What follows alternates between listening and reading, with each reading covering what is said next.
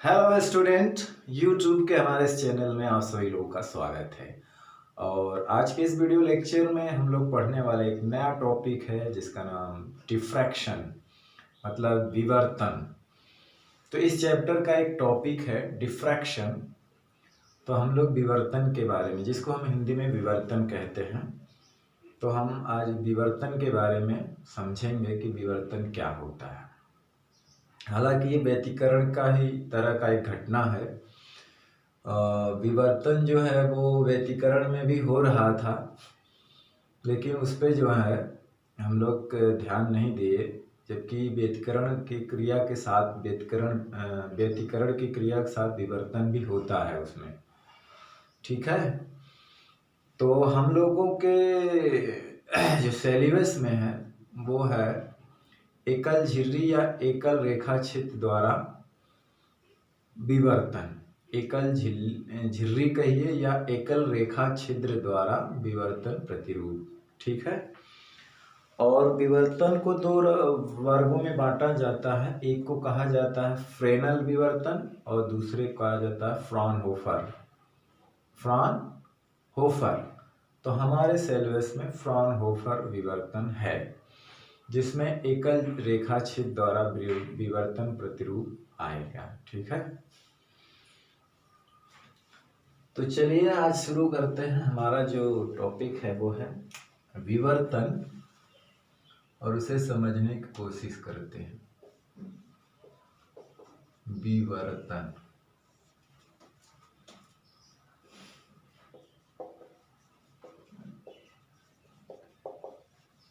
Diffraction.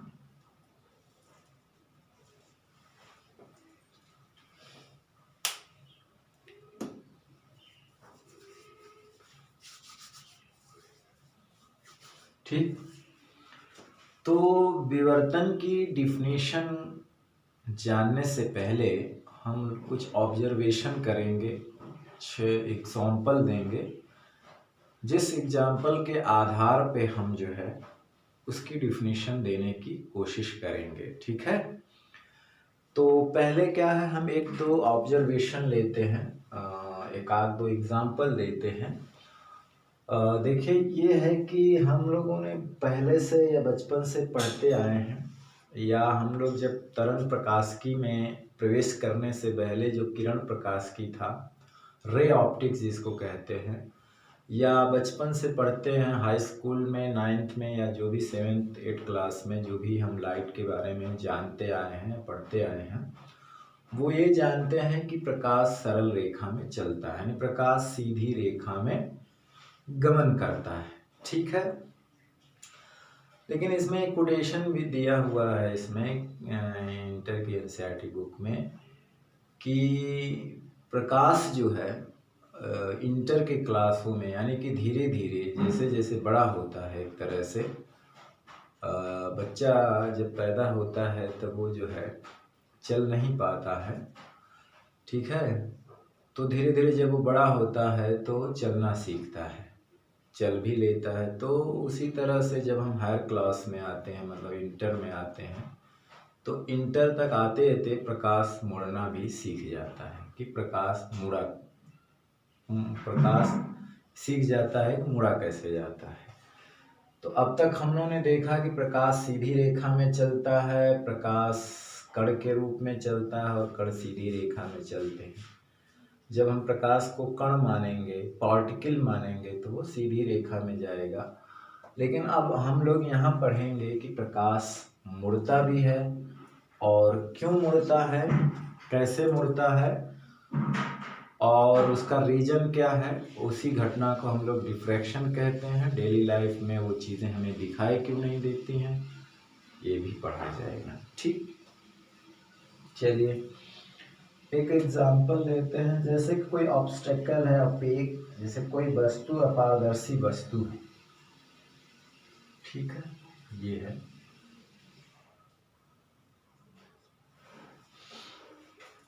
ठीक है, और इसके सामने एक पर्दा रख दिया गया है। ठीक, और यहाँ पे लाइट सोर्स है। यहाँ पे क्या है, लाइट सोर्स है कोई, यस है, लाइट सोर्स, ठीक है, या रेस यहाँ से निकलेंगी, है ना, ऐसे आएंगी, ऐसे बहुत आएंगी, ऐसे आएंगी, इधर भी आएंगी, ठीक है। तो लाइट के रेक्टिलिनियर प्रोपेगेशन की वजह से अगर हम ये माने कि लाइट सीधी रेखा में चलता है तो यहाँ से यहाँ तो आने वाले जितने भी प्रकाश हैं सब परावर्तित हो जाएंगे, क्योंकि यहाँ पे अवरोध है, ऑब्स्टेकल है, और इसके इधर वाली जितनी होंगी इधर जो है पहुँचेंगी। जैसे ये यहाँ पहुँचेगी और भी रे निकलेगी तो यहाँ पहुँचेगी, ये सारी रे यहाँ पे पहुँच जाएंगी, ठीक है। लेकिन ये वाली रे आएगी, ये भी सीधे पहुँच जाएगी यहाँ। तो इस हिसाब से हुआ क्या कि इधर वाली चीज़ एल्यूमिनेटेड होने चाहिए, यानी यहाँ पे प्रकाश हो गया, और यहाँ पर जितना दूर ये क्या है, ये अवरोध है, अपारदर्शी वस्तु रखी है, उसके हिसाब से यहाँ पे शैडो बनना चाहिए, यानी कि छाया बननी चाहिए, उस वस्तु की क्या बननी चाहिए, छाया बननी चाहिए। अगर प्रकाश सीधी रेखा में चलता है तो, क्योंकि जो लाइट यहाँ तक पहुँच पाएगी वही चीज़ प्रकाशित होगा, और यहाँ पे अवरोध हो गया तो यहाँ पे क्या होनी चाहिए, छाया बननी चाहिए। अगर प्रकाश सीधी रेखा में चलता है, अगर हम किरण प्रकाश की बात माने, या हम ये मान के चले कि प्रकाश पार्टिकल के रूप में चलता है, तो यहाँ पे शैडो बनना चाहिए। लेकिन हुआ क्या, बातें ठीक इसकी उल्टी हो गई। लेकिन हमने जब ऑब्जर्वेशन किया तो कुछ और ही निकला। हुआ क्या कि ये जो शैडो एरिया थी, मतलब जो छाया थी, यहाँ भी प्रकाश पहुँच रहा था। हमने जब ऑब्जर्वेशन किया इसको, तो हमने ये देखा कि लाइट कुछ यहाँ भी पहुँच रही है, यानी कि लाइट यहाँ पे जब आती है यहाँ पे, तो कुछ बेंड हो जाती है, कुछ क्या हो जाती है, बेंड हो जाती है, जिससे कुछ प्रकाश इसकी छाया में भी चला आता है, कुछ प्रकाश इसकी छाया में भी क्या होता है, चला आता है। क्योंकि यहाँ तो भाई ये खुला ऑप्शन है, और ये तो लौट जाते हैं सब इधर, ठीक। लेकिन ये वाली रेज यहाँ पहुँच रही थी, तो यहाँ तो ऑलरेडी प्रकाश होना चाहिए, लेकिन यहाँ की सब ब्लॉक हो गई, तो यहाँ छाया बननी चाहिए। लेकिन ऑब्जर्वेशन क्या बताया, हमने देखा कि यहाँ भी कुछ न कुछ लाइट पहुँच रही है, और लाइट पहुँच भी रही है, और अजीब सा ऑब्जर्वेशन भी देखने को मिला। ऑब्जर्वेशन क्या देखने को मिला कि जहाँ पे लाइट पहुँच रही है वहाँ पर एक चमकीली यानी दीप्त फ्रिंज बनती है, ठीक है ना। एक चमकीली क्या बनती है, फ्रिंज बनती है। सॉरी, यहाँ पे ये तो डार्क एरिया, यहाँ पे एक चमकीली फ्रिंज बनती है, और जस्ट उसके बाद एक डार्क रीजन बनता है फ्रिंज का, और फिर उसके बाद क्या होता है, एक चमकीली फ्रिंज बनती है, फिर डार्क बनता है, फिर चमकीली, फिर डार्क, फिर चमकीली, फिर डार्क। ऐसा होता होता ये जो चमक फ्रिंज, जो डिप्ट फ्रिंज होती है, उसकी चमक धीरे धीरे धीरे गायब होती जाती है। गायब होते होते इधर पूरी लाइट आ जाती है। यानी ये ऑब्जर्वेशन हमको देखने को मिला कि जो लाइट यहाँ पहुँच रही है, तो यहाँ पे एक ब्राइट डिप्थ फ्रिंज बनती है, इसके बाद एक डार्क फ्रिंज बनती है, फिर ब्राइट, फिर डार्क, फिर ब्राइट, फिर डार्क। और जो फ्रिंजेस हैं इनकी जो थिकनेस है आगे जाते हुए अक्सर कम होती जाती है। जो यहाँ के ब्राइट अदीप्त फ्रिंजें हैं अरे सॉरी, दीप्त फ्रिंजें हैं, उनकी जो चमक है धीरे धीरे धुंधली और विड्थ कम होती जाती है और यहाँ गायब हो जाती है। ये ऑब्जर्वेशन हम लोग को देखने को मिला। तो ये चीज हमने व्यतिकरण में भी देखा था, लेकिन उसमें इसमें अंतर यह था कि व्यतिकरण में क्या था कि सारी फ्रिंजों की साइज एक जैसी थी और सारी फ्रिंजों की जो दीप्त है उसकी इंटेंसिटी भी एक जैसी थी। लेकिन यहाँ पे हर दीप्त फ्रिंज की इंटेंसिटी जो है वो घटती जा रही है, फिर एकदम जीरो हो जा रही है। ये ऑब्जर्वेशन हमको मिला। तो इसका मतलब है कि यहाँ पे ये कॉर्नर एक तरह से कहेंगे, किनारा, ऑब्स्टेकल, ये जो अपारदर्शी वस्तु के किनारे पे जब लाइट आती है तो इसका मतलब है क्या है, वो मुड़ जाती है। यानी जब कोई लाइट रेस किसी अवरोध के किनारे पर पड़ती है, स्ट्राइक करती है, तो उस किनारे के चारों ओर क्या होती है, मुड़ जाती है। और उस कारण से आंशिक रूप से मुड़ जाती है कहिए, और उस कारण से प्रकाश वहां भी चला जाता है जहां उसकी छाया बननी चाहिए। इसी घटना को प्रकाश का विवर्तन कहते हैं। और ऐसा क्यों होता है, तो ये तभी होता है जब हम लाइट को वेव मानेंगे। लाइट को क्या मानेंगे, वेव। अगर लाइट को वेव नहीं पार्टिकल मानेंगे तो ये घटना नहीं होगी, क्योंकि लाइट सीधी रेखा में चलती है अगर हम उसको पार्टिकल मानेंगे तो। ठीक है, अभी आगे हम लोग देखेंगे कि ऐसा क्यों हुआ कि यहाँ से निकलते ही वेव फैल गई, वेव मुड़ गई। अरे ये प्रकाश किरणें फैल गई या मुड़ गई। ठीक है ना। होता क्या है कि हाइगन्स का अगर द्वितीयक प्रिंसिपल लगाएं, अब एक ऑब्जर्वेशन और देखेंगे, तो यहाँ पे लाइट टकराई तो जो खुला हुआ रास्ता था, यहाँ पे जो इसका तिक्ष्ण शार्प कॉर्नर है ना, यहाँ पे आते ही यहाँ के जितने भी पार्टिकल हैं एक नए स्रोत बन जाते हैं प्रकाश तरंगों को, अगर लाइट को हम वेव माने तो।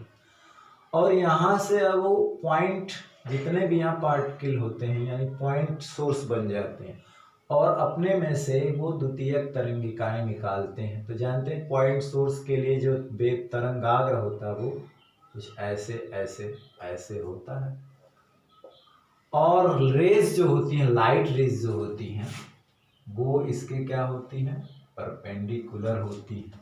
ठीक, तो यहाँ से जो पॉइंट सोर्स होता है वहां से क्या होता है, ये स्फेरिकल वेव फ्रंट बनते हैं और लाइट रेज ठीक इसके पैरेलल होती है।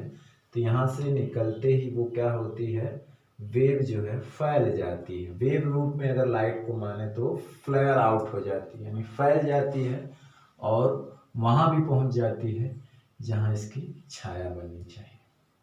ठीक है, ये ऑब्जर्वेशन डेली लाइफ में नहीं होता है। ठीक है, और क्यों नहीं होता है और क्यों लाइट यहाँ पहुंच गई, क्यों विवर्तन होता, वो भी हम देख लेते हैं दूसरे ऑब्जर्वेशन में।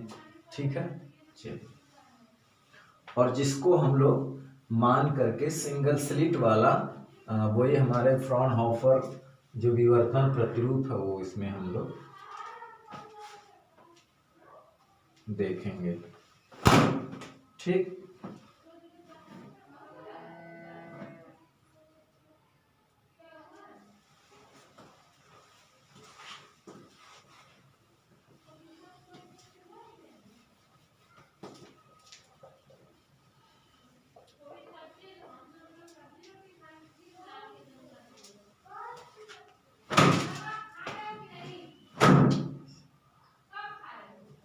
ठीक, तो चलिए, जैसे मान लीजिए वहां हमने ऑब्स्टेकल रखा हुआ था, यानी एक वस्तु जो अपारदर्शी थी, हम एक नैरो ओपनिंग रखेंगे, मतलब एक स्लिट का मतलब होता है जिसके बीच एक बारीक छिद्र हो। हालांकि हम ऑब्जर्वेशन दिखाने के लिए थोड़ी बड़ी रखेंगे।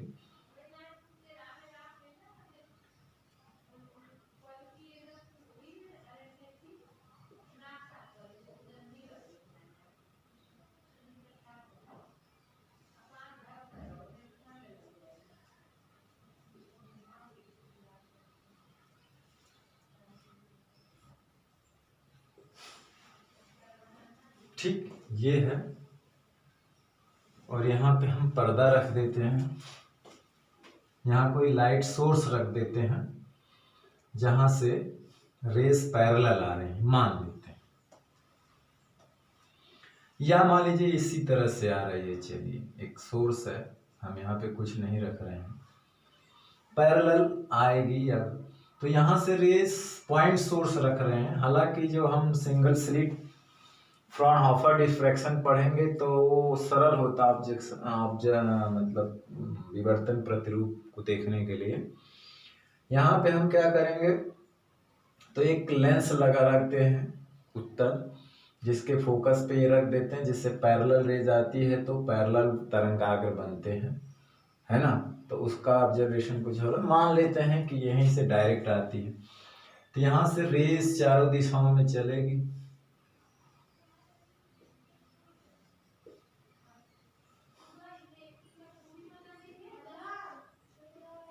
ठीक, तो देखे, और यहाँ पे आएगी।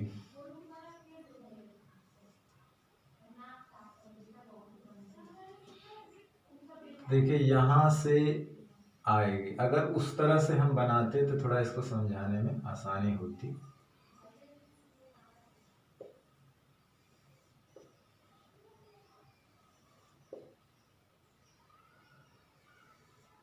ठीक, तो यहाँ पे क्या होता, ये जो है ऑब्स्टेकल होने की वजह से ये तो लाइट यहाँ नहीं पहुंच पाई, और यहाँ पे भी अवरोध होने की वजह से लाइट यहाँ नहीं पहुंच पाई। यहाँ पे अवरोध नहीं था, इसलिए यहाँ पे लाइट क्या हो गई, सीधी पहुंच आई।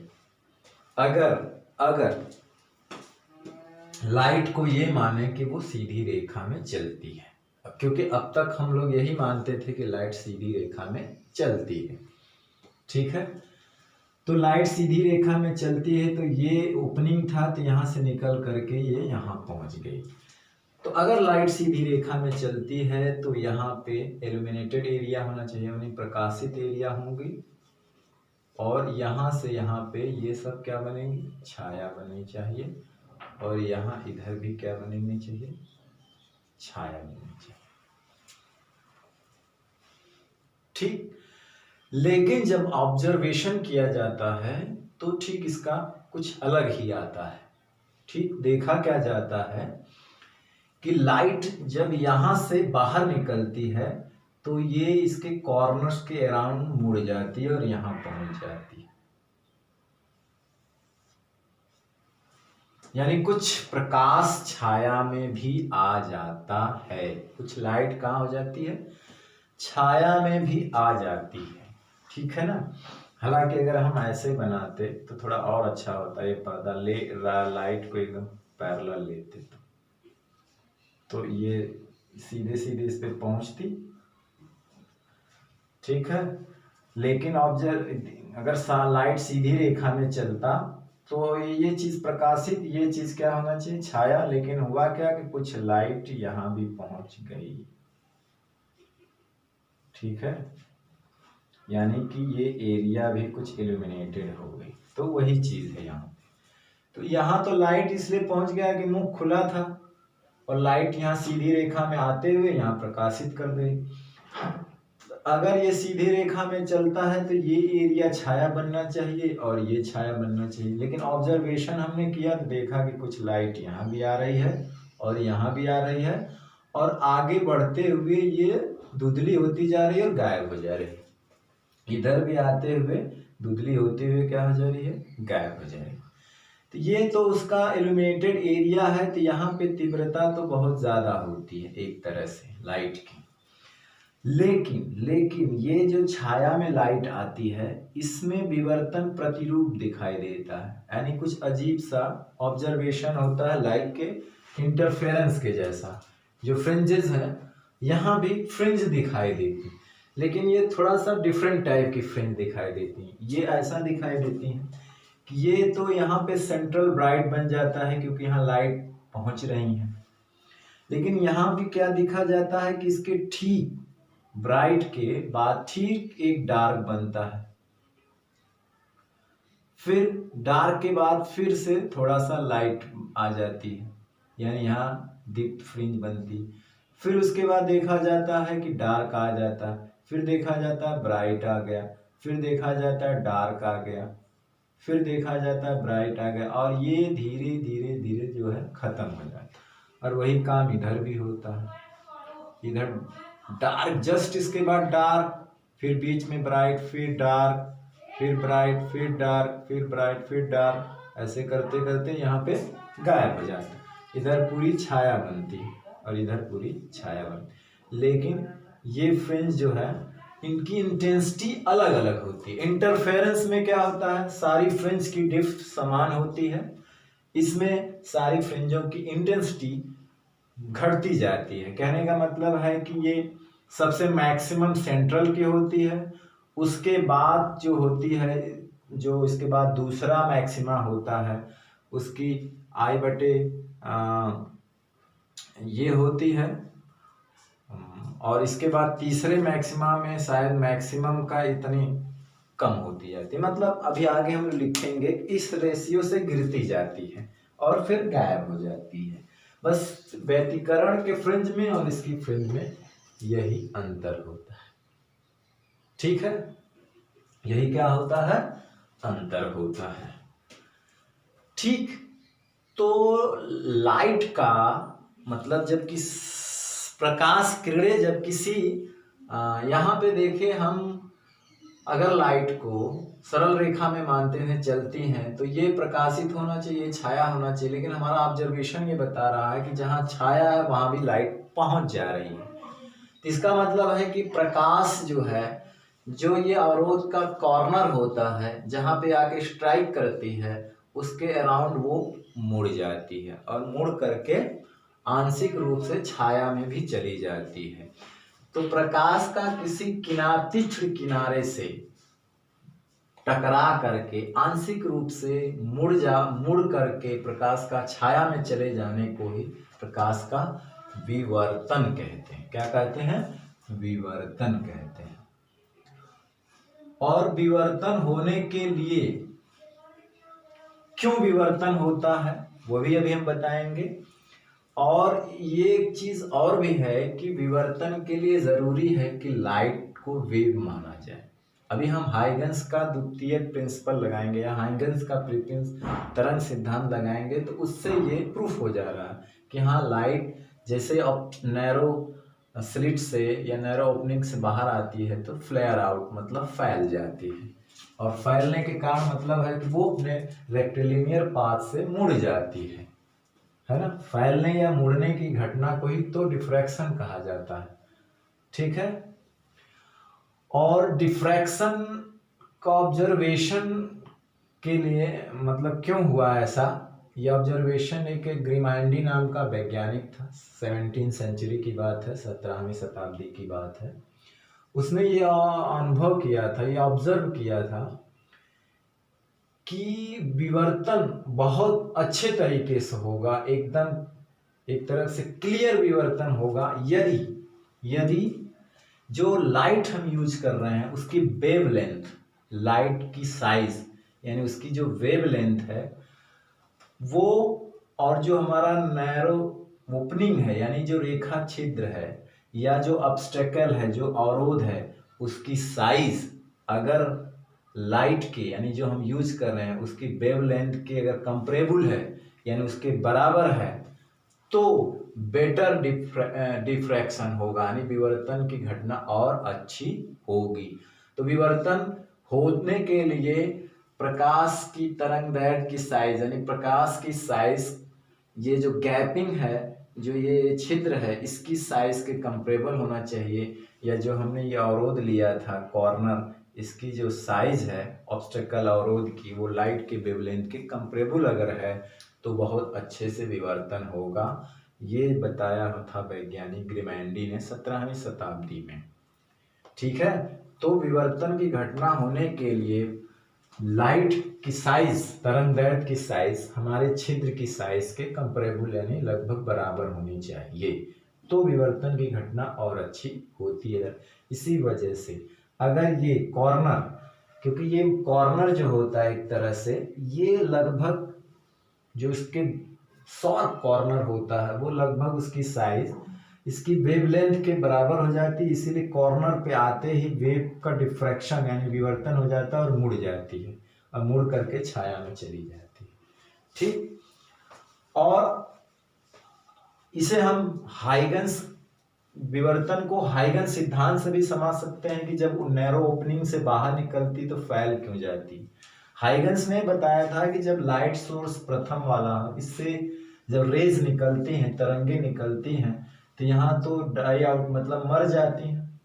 कहने का मतलब यहाँ पे टकरा करके इनका रिफ्लेक्शन हो जाता है, लेकिन जैसे यहाँ पे पहुंचती आगे स्ट्राइक करती हैं, तो इस ओपनिंग का जो ये छिद्र है, रेखा छिद्र, इसका प्रत्येक पार्टिकल एक नए तरंग स्रोत की तरह व्यवहार करता है उनके अनुसार, ये उनका कथन है।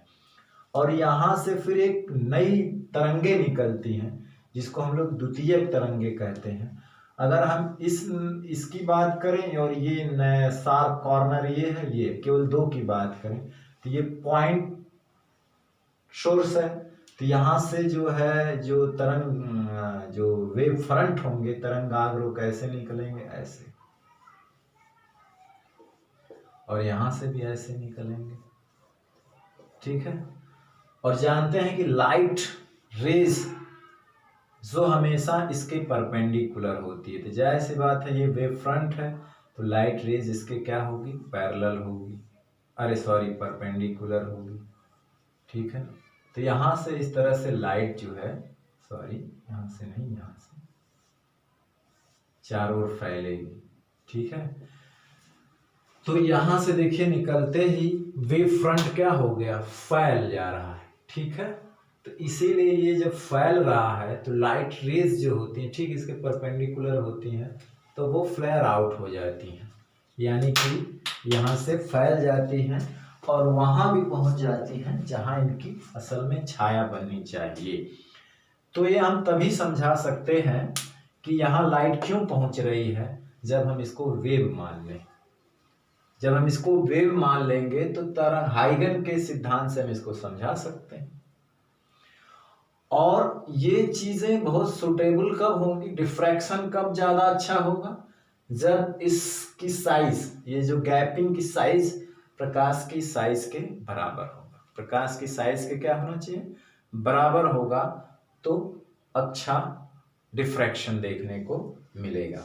हमारे डेली लाइफ में इसीलिए नहीं देखने को मिलता है, इसीलिए हम ये घटनाएं तो होती थी, हम लोग ऑब्जर्व नहीं कर पाते थे, बाद में जाके इनको ऑब्जर्व किया गया था। ये घटनाएं हो रही थी, लेकिन इसीलिए यहाँ पे दिमाग किसी का नहीं गया, ये ऑब्जर्वेशन ही नहीं कर पाए कोई, धीरे धीरे ऑब्जर्वेशन हुआ। ध्वनि में अच्छा डिफ्रैक्शन होता है, ध्वनि तरंगों में डिफ्रैक्शन की घटना अच्छी होती है। इसमें जो है और डेली लाइफ में ये जो प्रकाश में जो डिफ्रैक्शन वो देखने को इसलिए नहीं मिलता क्योंकि जो हमारे आसपास के जो गैपिंग हैं, जो स्लिट हैं, नैरो ओपनिंग कह लीजिए या रेखाछिद्र झिर्री जो है, वो जैसे जंगला, खिड़की, दरवाज़ा है, इनकी जो साइज़ है बहुत ज़्यादा है, मीटर्स में होती है। वहीं लाइट की जो साइज़ होती है वो एंगस्ट्रॉम में होती है, 4000 से एंगस्ट्रॉम से लेकर के 7800 एंगस्ट्रॉम तक होती है। तो जाहिर सी बात है इसकी साइज़ के मुकाबले जो हमारे खिड़की दरवाज़ों का गैप या अवरोध है वो बहुत बड़ा है, मीटर्स में, कहाँ एंगस्ट्रॉम में होते हैं। तो इसीलिए डेली लाइफ में लाइट का डिफ्रैक्शन देखने को हमको नहीं मिलता। वहीं पर कहने का मतलब जो ध्वनि तरंगे हैं, तो ध्वनि तरंगों की जो साइज होती है, जो तरंग दैर्घ्य होती है, वो मीटर्स में होती है, और हमारे जो खिड़की दरवाजों की जो गैपिंग है, अवरोध होता है, वो भी मीटर्स में होते हैं। इसीलिए उनमें डिफ्रैक्शन बहुत आसानी से होता है, जिसको हम लोग डेली लाइफ में ऑब्जर्व भी करते हैं। जैसे हम किसी कमरे में अगर बातचीत कर रहे हैं तो वो आवाज़ हमारी खिड़की दरवाजों से दूसरे कमरों में बेंड होकर के आ जाती है। ठीक है, लाइट जो होती है वो बेंड होकर के उसका प्रकाश दूसरे कमरे में नहीं पहुंच पाता, ऐसा लगता है कि प्रकाश सीधी रेखा में चलता है। ठीक है, लेकिन प्रकाश मुड़ता भी है यदि वो ऐसे चीज से टकराए या ऐसे छिद्र से होकर गुजरे जिसकी साइज लाइट की साइज के यानी उसके वेवलेंथ के बराबर हो। ठीक, तब जाके बेटर क्लियर डिफ्रैक्शन दिखाई देगा। इसीलिए हम डेली लाइफ में डिफ्रैक्शन जो लाइट का नहीं देख पाते हैं और ध्वनि का डिफ्रैक्शन बहुत अच्छे से देखते हैं। ठीक है, तो अभी हम लोग देखेंगे इस फ्रेंच का ऑब्जर्वेशन और इसको मैथमेटिकली प्रूफ करेंगे कि सेंट्रल पे मैक्सिमा बनता है, जस्ट इसके दोनों साइड मिनिमा बनता है, फिर मैक्सिमा बनता है यानी कि दिप अदिप दिप अदिप। ठीक, ऐसे फ्रिंजें बनती हैं जिनकी चौड़ाइयाँ घटती जाती हैं, इंटेंसिटी कम होती जाती है। हम सेंट्रल जो मैक्सिमा है उसकी कोणीय चौड़ाई रेखीय चौड़ाई का फार्मूला डिराइव करेंगे। ठीक है, वही मेन मुद्दा हमारा है। और डिफ्रैक्शन पैटर्न दिखाएंगे और हम जो है इंटेंसिटी और थीटा के बीच में जो ग्राफ भी खींचेंगे। ठीक, तो पहले हम इसका विवर्तन किसे कहते हैं, यानी कि जब लाइट किसी रेखा छिद्र से स्ट्राइक करती है ना, या किसी शार्प किनारे पर पतले रेखा छिद्र या तीक्ष्ण अवरोध पर, इस टाइप का कोई तीक्ष्ण अवरोध होता है पे स्ट्राइक करती है, मतलब से टकराती है ना, तो उसके किनारों पर आंशिक रूप से मुड़ जाती है और इसी घटना को प्रकाश का विवर्तन कहा जाता है। मुड़ करके लाइट वहां भी पहुंच जाए जहां पे नहीं जाना चाहिए, यानी कि छाया में प्रवेश कर जाना।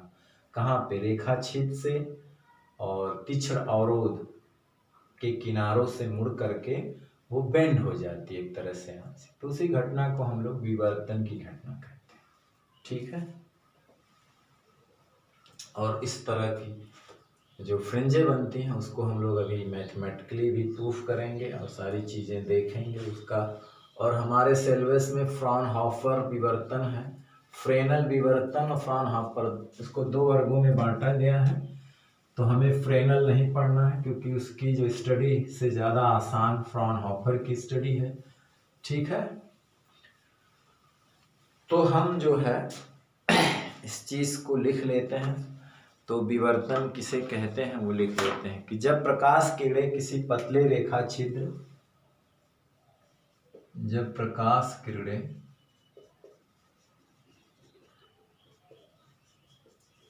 किसी पतले रेखा छिद्र,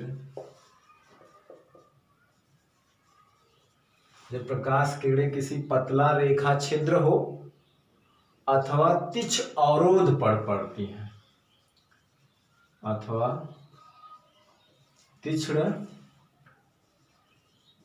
अवरोध पर पड़ती है, तीक्ष्ण अवरोध पे पड़ती हैं तो वो रेखा छिद्र या अवरोध के किनारे पे तो वे रेखा छिद्र या तीक्ष्ण किनारे, तीक्ष्ण किनारों पर आंशिक रूप से, आंशिक नहीं लिखेंगे तो आंशिक रूप से मुड़ जाती है।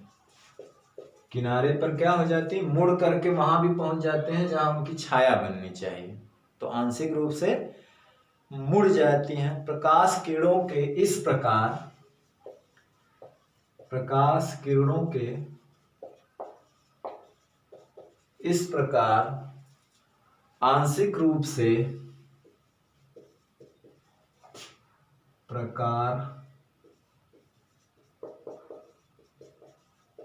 आंशिक रूप से मुड़ने की घटना को प्रकाश का विवर्तन कहते हैं। प्रकाश का विवर्तन कहते हैं। प्रकाश का क्या कहते हैं? विवर्तन कहते हैं। शर्त क्या है? प्रकाश के विवर्तन की आवश्यक शर्त है कि क्या होना चाहिए? प्रकाश के विवर्तन के लिए आवश्यक शर्त है कि क्या होना चाहिए। अभी हमने उसके बारे में चर्चा किया था कि अवरोध अथवा छिद्र का आकार, अवरोध अथवा छिद्र का आकार जो है प्रकाश के आकार, मतलब प्रकाश की तरंगदैर्घ्य की कोट का होना चाहिए। प्रकाश के तरंगदैर्घ्य के कोट का मतलब उसी की साइज का कोटि का होना चाहिए। ठीक, ये आवश्यक शर्त है, वो ऊपर वाली घटना है। तो प्रकाश के विवर्तन को दो वर्गों में बांटा गया है। प्रकाश के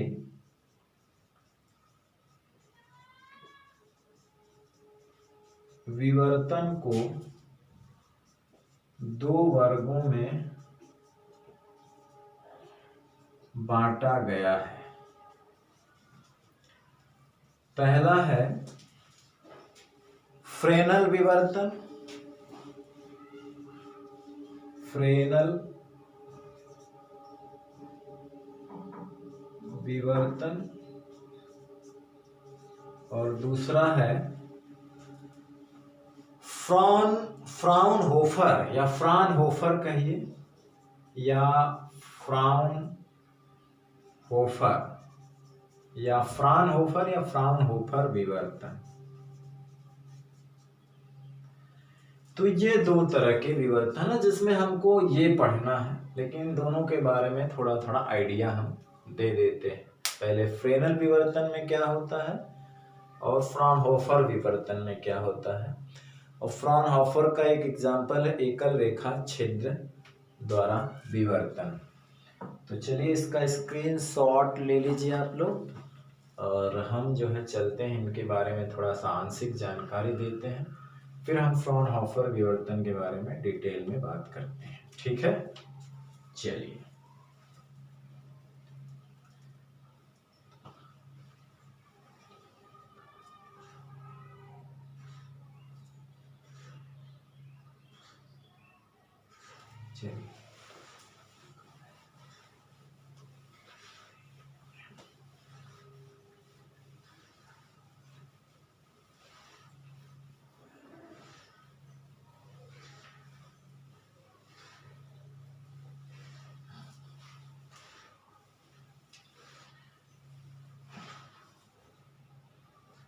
ठीक है, तो पहला है फ्रेनल विवर्तन। पहला क्या है हमारा?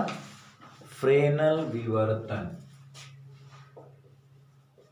फ्रेनल विवर्तन, देखिए फ्रेनल विवर्तन में जो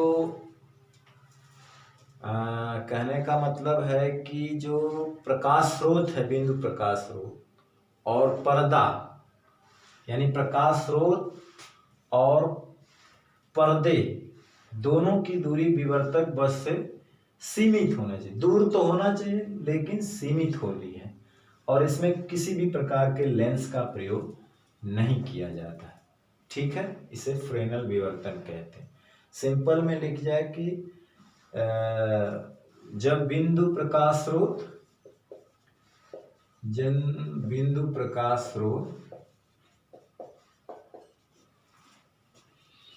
तथा पर्दा दोनों विवर्तक वस्तु से, यानी कि जो हमारा रेखा छिद्र या ऑब्स्टेकल हो, जो अवरोध हो, विवर्तक वस्तु से सीमित दूरी पे रखें। दूर परंतु सीमित दूरी पर रखे गए। दोनों विवर्तक वस्तु दूर परंतु सीमित दूरी पर रखे गए और किसी लेंस का प्रयोग न किया गया हो, और किसी लेंस का प्रयोग न हो। ठीक है ना, किसी लेंस का प्रयोग न हो तो पर्दे पे प्राप्त, तो पर्दे पर प्राप्त विवर्तन प्रतिरूप जो है, प्रतिरूप फ्रेनल विवर्तन प्रतिरूप कहलाता है। फ्रेनल विवर्तन प्रतिरूप कहलाता है। ठीक है, जैसे कि मान लीजिए ये है,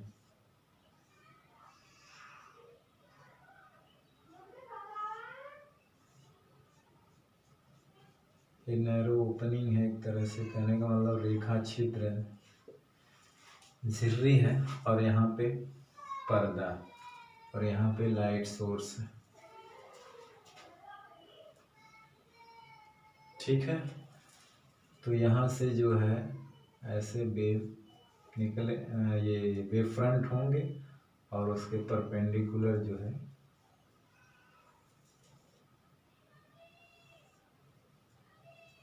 रेज आएगी। ठीक है, तो इसमें देखिए पर्दा और ये फाइनाइट डिस्टेंस पे है इससे, है ना, और इसमें कोई लेंस का प्रयोग नहीं किया गया। ठीक, तो ये हमारा स्रोत हो गया, ये स्लिट है, स्लिट है, पर्दा है, स्रोत है। ठीक, चलिए अब दूसरा वाला हम लोग लिखते हैं जो फ्राउनहोफर विवर्तन है, फ्राउनहोफर डिफ्रैक्शन। जो ये दोनों नाम जो है वो इनके खोजकर्ता या इनको ऑब्जर्व करने वाले जो वैज्ञानिक थे, ऑब्जर्वेशन जो किए थे इनका, उनके नाम पर इनका नाम पड़ा। ठीक,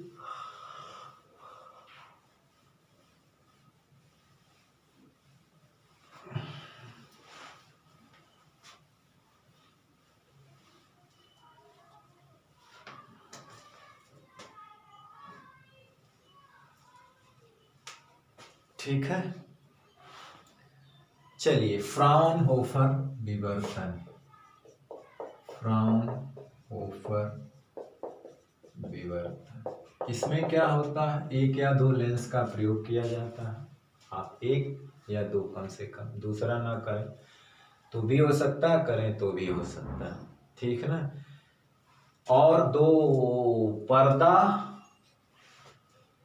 या जो प्रकाश स्रोत हैं वो विवर्तक बस से दोनों या कोई एक अनंत दूरी पर स्थित हो, यानी कि विवर्तक बस से कोई एक स्रोत जो है वो इनफाइनाइट डिस्टेंस पे, या तो दोनों या तो कोई योग, है ना, या तो दोनों या तो कोई एक। जब प्रकाश स्रोत तथा पर्दे में से, जब प्रकाश स्रोत तथा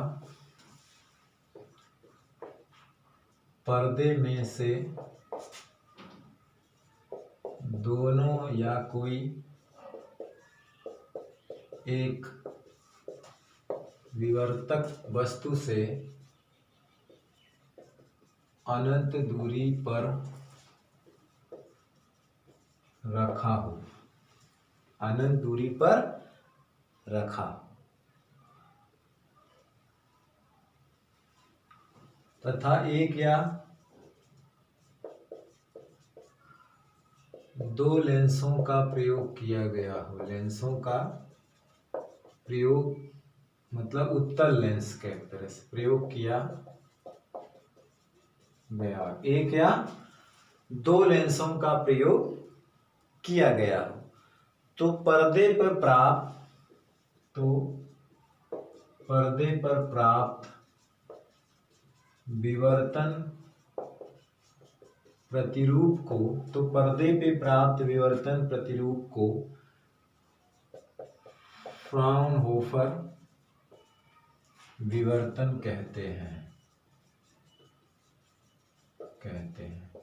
अब जैसे क्या है, एग्जाम्पल दिया जाए तो एकल रेखा छिद्र, जिसको हम लोग अभी पढ़ेंगे, एकल रेखा छिद्र, द्विरेखा छिद्र,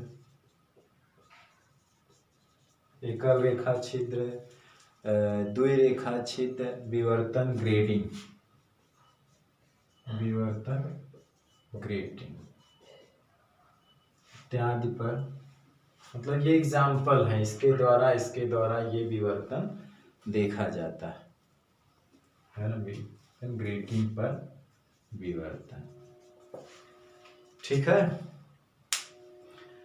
जिसमें हम लोग फ्रॉनहोफर विवर्तन सेल्वेस और ये पढ़ेंगे, ठीक है। एकल रेखा छेद के कारण प्रकाश का विवर्तन।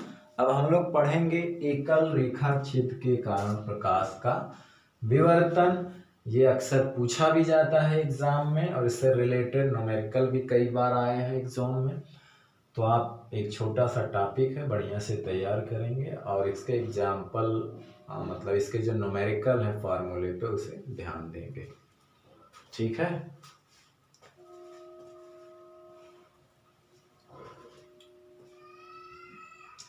चलिए अब हम इसे मिटाते हैं और हेडिंग डालेंगे एकल झिर्री अथवा रेखा चित्र के कारण प्रकाश का विवर्तन। झिर्री या रेखा चित्र वही है, झरोखा जिसको कहते हैं।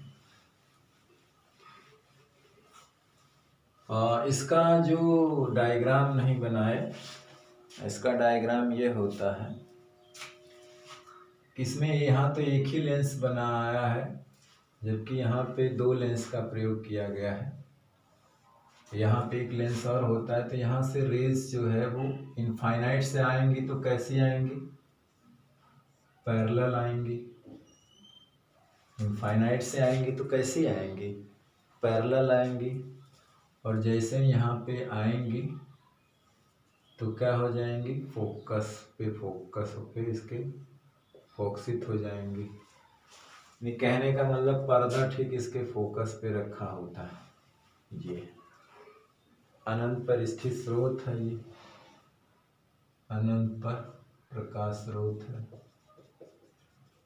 यहाँ पर भी असल में इफेक्टिवली यहाँ पे एक और लेंस यहाँ पे रख करके अनंत से प्रकाश स्रोत नहीं लिया जाता है, लेकिन दिखाया जाता है कि हमने, और इसके जो वे तरंग हैं, वो जो तरंगाग्र हैं वो क्या होते हैं, पैरेलल होते हैं, जो कि रे जो लाइट रेज होती है उसके परपेंडिकुलर होते हैं, ठीक। ये पर्दा होता है और ये एकल झिर्री वाला है, ठीक है ना, विवर्तक वस्तु है। अब हम लोग हेडिंग डालेंगे जल्दी से, क्योंकि टाइम भी धीरे धीरे बीत रहा है। एकल झिर्री या रेखा छिद्र द्वारा प्रकाश का विवर्तन, है ना। एकल झिर्री अथवा रेखा छिद्र द्वारा प्रकाश का विवर्तन, ठीक है।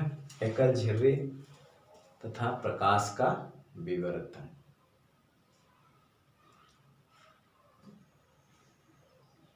ठीक है। तो इसकी जो है हम अभी ज्यामितीय व्यवस्था बनाएंगे और कैसे क्या हो रहा है उसको दिखाएंगे, ठीक है। तो हम पहले एकल झिर्री बनाते हैं।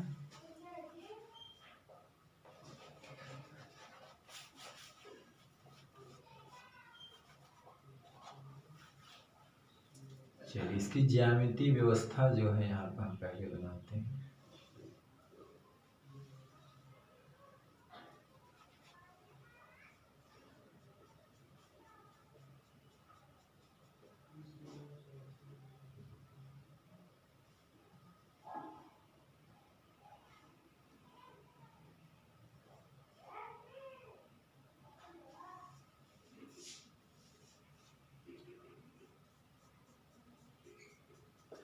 एक हम रेखा छिद्र, एक स्लिट लेते हैं। स्लिट का मतलब वो होता है जिसमें एक बारीक सुराख होता है, ठीक है ना। एक पतला, जैसे कि कार्डबोर्ड है, जैसे यही है, इस पे जो है एक पतला सा होल कर देंगे ब्लेड से, बारीक एक दफ्ती पर और इसी को ऐसे करके रख देते हैं। तो जो होल है यानी रेखा छिद्र है उसकी जो चौड़ाई है वो हम इसको ए ले रहे हैं, ठीक है ना। यहाँ की जो इसको पॉइंट ए मान सकते हैं, इसको बी मान सकते हैं, और इसकी जो वो है वो क्या है, स्मॉल ए है।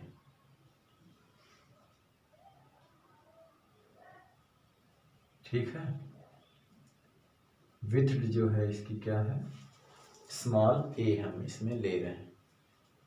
ठीक है, और यहाँ पे हम लोग एक प्रकाश स्रोत है ये यहाँ पे यस, और उसके जस्ट एक लेंस L1 लेंगे और ये उसके फोकस पे रहेगा। लेंस के ये क्या है, फोकस पे रहेगा।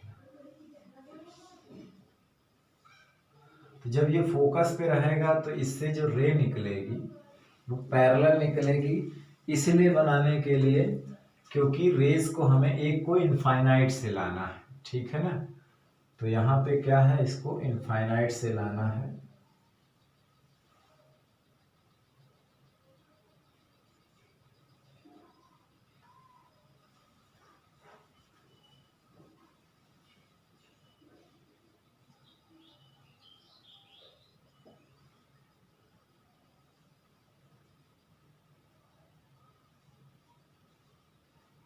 ठीक, और ये बीच में हमने क्या बनाया,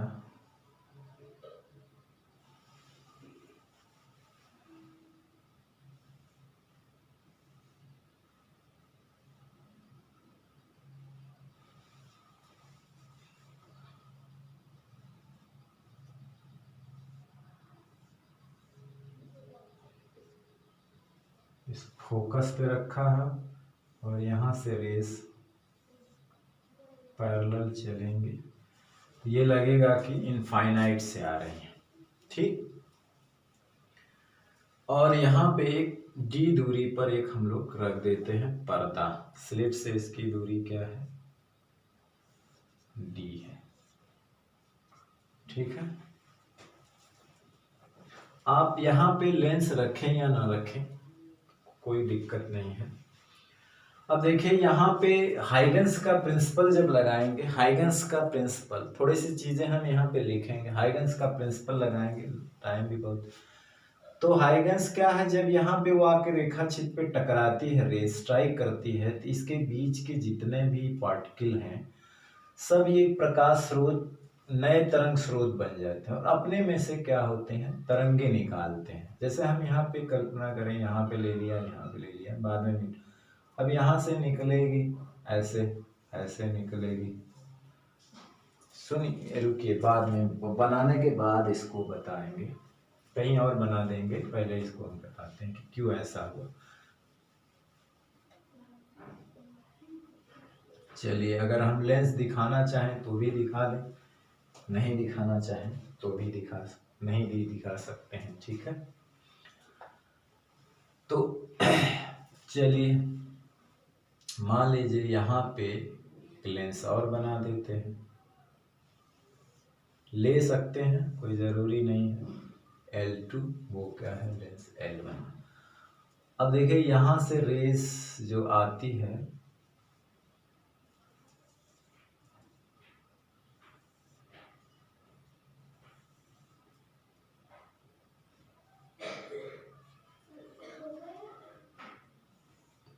सेंटर पे फोकस हो जाती है।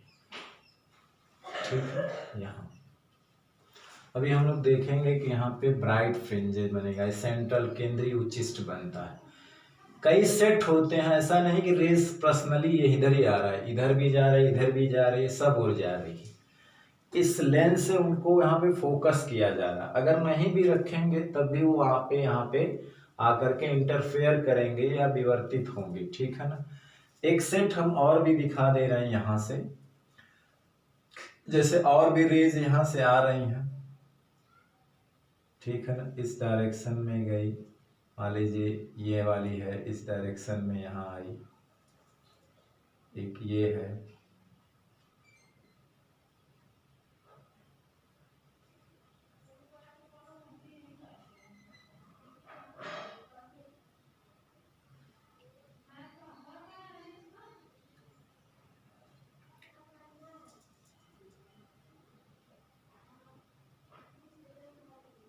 और ये और ले रहे हैं यहाँ से, मतलब और ये पर्दे में कहीं जा कर के यहाँ फोकस होती है।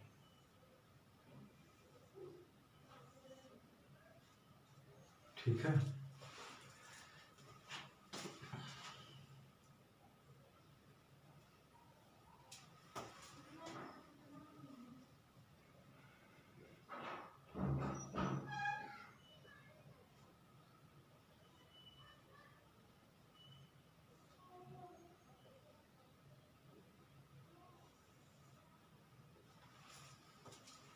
ठीक। यहाँ पे ये सेंट्रल है, इसका हम इंटेंसिटी का वेरिएशन अलग से बना लेंगे। ठीक, और ये मान लेते हैं कि जो हॉरिजेंटल है उससे ये थीटा एंगल पर है, विवर्तित हो रही है, ये विवर्तन कोण है एक तरह से। ठीक है, तो ये विवर्तन एंगल है यानी कि थीटा है। और यहाँ पे हम लोग जो है पाथ डिफरेंस भी ले रहे हैं।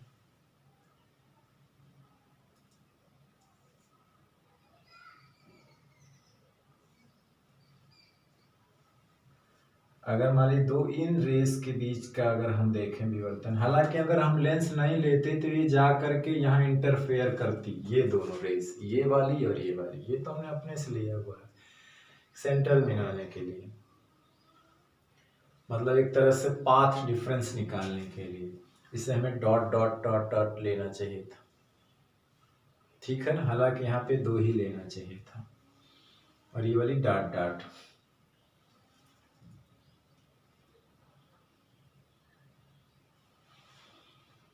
अब देखिए हमें इस रेस में पाथ डिफरेंस निकालना है, तो यहाँ पे क्या करिए, लंब डाल दीजिए।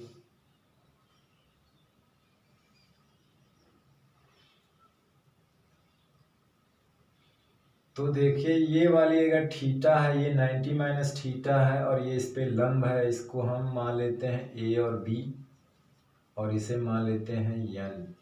तो बी एन जो है पाथ डिफरेंस, ये भी थीटा हो जाएगा, और ये हो जाएगा एक तरह से ए साइन थीटा, ये हो जाएगा ए साइन थीटा, यानी हमारा जो पाथ डिफरेंस बी एन है वो ए साइन थीटा जैसे उसमें हुआ था। ठीक, अगर आप लेंस का नहीं भी यूज करते हैं तो कोई दिक्कत नहीं, इसमें ये क्या दो लेंस यूज हो सकते हैं, तब भी आप यहाँ पे ये बीच वाली रेज नहीं, आप ये दो रेज लेंगे, फिर यहाँ से दो रेज लेंगे, है ना, तो यहाँ पे बनेगी, यहाँ पे बनेगी। ये जो हमने कोई दो अपने थ्योरी को एक्सप्लेन करने के लिए कोई दो सेट लिया है, हालांकि इसमें कई रेज हैं, कई सेट ले सकते हैं। जैसे कि मान लीजिए ये वो है और यहाँ पे ये पर्दा है, और यहाँ से पैरेलल रेज आई, तो जानते हैं हाइगन्स का सिद्धांत क्या कहता है कि यहाँ के जितने भी पार्टिकल हैं सब नए प्रकाश स्रोत बन जाते हैं। तो इस पॉइंट से और इस पॉइंट से भी नए तरंगिकाएं निकलती हैं, ये बिंदु स्रोत है, तो ऐसे ऐसे ऐसे नए, और यहाँ से भी ऐसे ऐसे निकलते हैं ऐसे।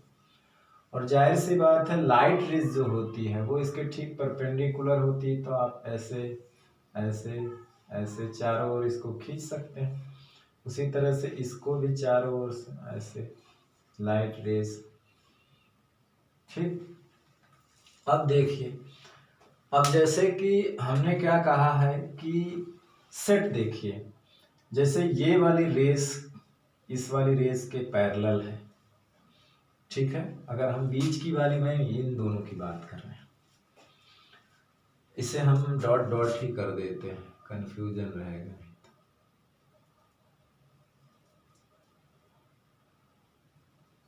एंगल निकालने के लिए ऐसा किया, जैसे ये भी डॉट डॉट है, तो ये दोनों सेट मिल जाएंगे।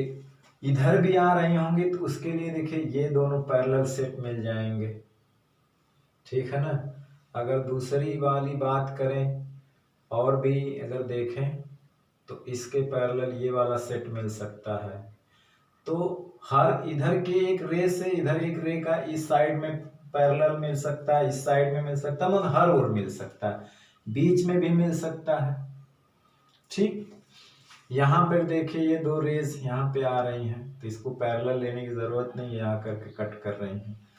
ठीक है, तो उनको क्या किया जाता है, लेंस लगा करके पर्दे पर फोकस किया जाता है। अगर लेंस ना भी लगाओ तो वो रेज दोनों जा करके यहाँ इंटरफेयर करेंगी, यहाँ से दो रे निकल करके यहाँ इंटरफेयर करेंगे, यहाँ से दो निकल के यहाँ इंटरफेयर करेंगी। अगर समान कला में पहुंचेंगी तो वो दीप्त फ्रिंज बनाएंगी, विपरीत कला में पहुंचेंगी तो अदीप्त फ्रिंज बनाएंगी। लेंस लगा देने से क्या होता है कि पैरेलल रेज आकर एक जगह फोकस हो जाती। ठीक है ना, तो हालांकि ये चारों दिशाओं में रेज होती हैं, हमने उसका पैरेलल सेट लिया है केवल दो। ठीक है, जैसे इस तरह से हाइगेंस का प्रिंसिपल लगा करके। अब देखिए हम इसमें थोड़ा सा लिख लिया जाए इसके ज्योमेट्री के बारे में कि एकल रेखा छिद्र द्वारा प्रकाश का विवर्तन प्रारूप, एकल रेखा छिद्र द्वारा प्रकाश का विवर्तन प्रारूप, प्रकाश का विवर्तन प्रारूप पर्दे पर प्राप्त करने के लिए, पर्दे पर प्राप्त करने के लिए, ये नीचे इस फिगर के लिख रहे हैं, पर्दे पर प्राप्त करने के लिए आवश्यक ज्यामितीय व्यवस्था निम्न चित्र में प्रदर्शित है। आवश्यक ज्यामितीय व्यवस्था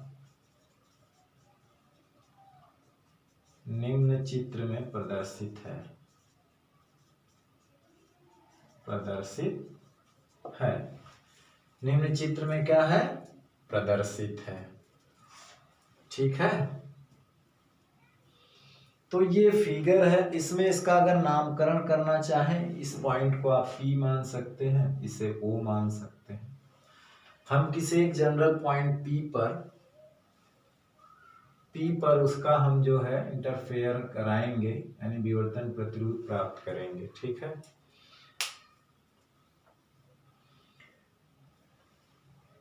या ये लेंस ना होता तो जानते हम कैसा रेज जाती भाई, यहां से निकलती और यहां से निकलती, ऐसे होती, सेंटर पे आती, ये इस तरह दिखता, क्या दिक्कत, यही ना होता। तो आप लेंस नहीं लगाओ तो भी कोई बात नहीं होता। ये लेंस इसलिए लगाया गया है कि हम इफेक्टिवली रूप से यहीं से प्रकाश स्रोत यहीं हो और यहीं से हम पैरेलल रेस प्राप्त कर लें, जिसके वेव फ्रंट यहाँ पे आप दिखा सकते हैं, पैरेलल मतलब समतल वेव फ्रंट हैं ये, है ना, ये दोनों तरंगाग्र हैं, यही जाकर यहाँ स्ट्राइक करते हैं। ठीक है, तो यहाँ से इसके फोकस पे प्रकाश स्रोत है, ये रख दिया जाता है। ठीक, तो हमें वहां से पैरेलल रेज मिलती है, तो हमें ये लगता है कि ये रेज कहाँ से आ रहे हैं, इनफाइनाइट से आ रहे हैं। ठीक है, कहाँ से आ रहे हैं, इनफाइनाइट से। अब देखिए हम इसकी व्याख्या करेंगे, एक्सप्लेनेशन करेंगे कि मुख्य उच्चिष्ट पहले यहाँ पे क्या बनेगा, तो मुख्य उच्चिष्ट बनेगा। देखिए हम इसे दो इक्वल पार्ट में बांटेंगे बाद में, अभी ये भी थीटा है ना। अब जैसे मान लीजिए कि स्लिट दो पार्ट है, एक इसका यहाँ से यहाँ तक, यहाँ से यहाँ तक, तो इसमें मान लीजिए बहुत सारे पार्टिकल हैं जहाँ से नई तरंगाएं निकलेंगे, यहाँ पे बहुत पार्टिकल, मतलब मान लो करोड़ों पार्टिकल होते हैं, लेकिन हम अगर बात करें कि पूरे 100 पार्टिकल हैं, 50 इधर है 50 इधर है, तो देखिए ये पार्टिकल्स यहाँ से रेज जाएगी और एक यहाँ से रेज जाएगी, दोनों रेज को यहाँ पहुँचने में क्या है, सेम पाथ ट्रेवल करना होगा, तो पाथ डिफरेंस क्या होगा, 0।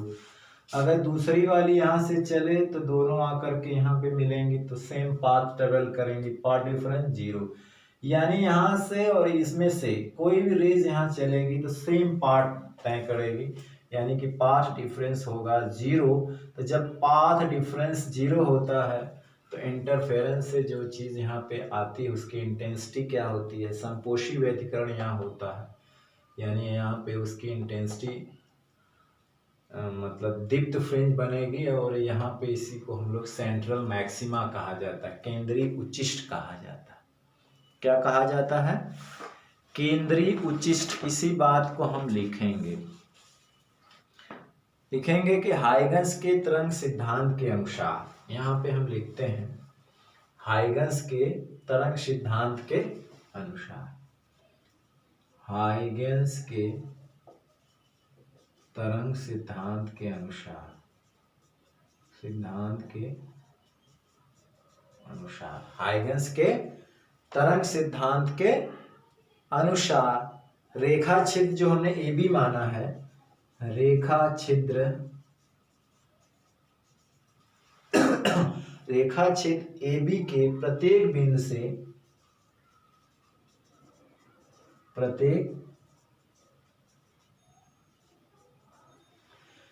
से निकलने वाली द्वितीयक तरंगिकाएं, यहां लिख देते हैं निकलने वाली द्वितीयक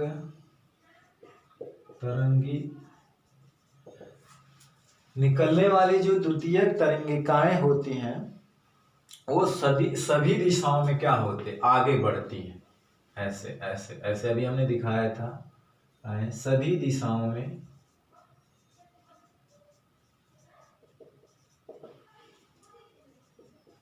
आगे बढ़ती हैं।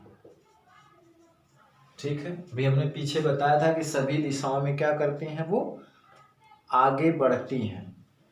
जो तरंगिकाएं मतलब विचलित नहीं होती हैं, कहने का मतलब सीधे सीधे आती हैं, है ना, सभी दिशाओं में आगे बढ़ती हैं। जो तरंगिकाएं विचलित नहीं होती यानी सीधे जाती हैं, अगर हमने लेंस रख ही दिया L2, तो जो तरंगिकाएं विचलित नहीं होती हैं, जो तरंगिकाएं विचलित नहीं होती हैं वे लेंस L2 द्वारा पर्दे के बिंदु O पर फोकस हो जाती हैं। L2 द्वारा पर्दे के फोकस O पर, पर्दे पर O बिंदु पर फोकस हो जाती है, पर्दे के O बिंदु पर फोकस हो जाती है, जैसे ये फोकस होगी। ठीक है, O पर पहुंचने वाली जितनी भी तरंगिकाएं होती हैं सब समान कला में होती है ना। O पर पहुंचने वाली सभी तरंगिकाएं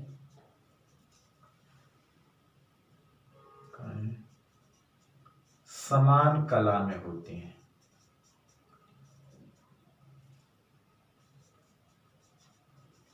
समान कला में होने का मतलब एक साथ पहुंचती हैं, मतलब होता है कि इनके बीच पाथ डिफरेंस 0 होता है, मतलब इनके बीच पथांतर क्या होता है, 0 होता। और जानते हैं कि 0 पथांतर किसकी कंडीशन होती है, दीप्त फ्रिंज की। तो यहाँ पे दीप्त बैंड बनाती हैं तथा इनके बीच पथांतर 0 होता, अतः O बिंदु पर दीप्त बैंड बनाती हैं या फ्रिंज बैंड बनाती हैं। O बिंदु पर क्या बनाती हैं, दीप्त बैंड बनाती हैं।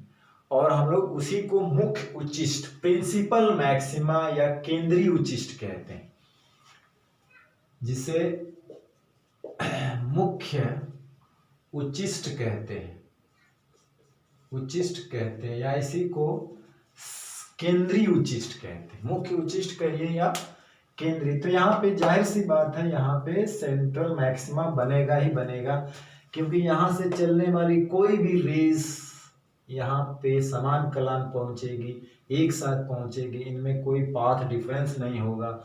जब रेस के बीच कोई पाथ डिफरेंस नहीं होता है तो वहाँ पे इंटरफेरेंस जो फ्रिंज बनती है, मतलब वो दीप्त फ्रिंज होती है, यहाँ इंटेंसिटी उसकी मैक्सिमम होती है। ठीक है। अब जस्ट इसके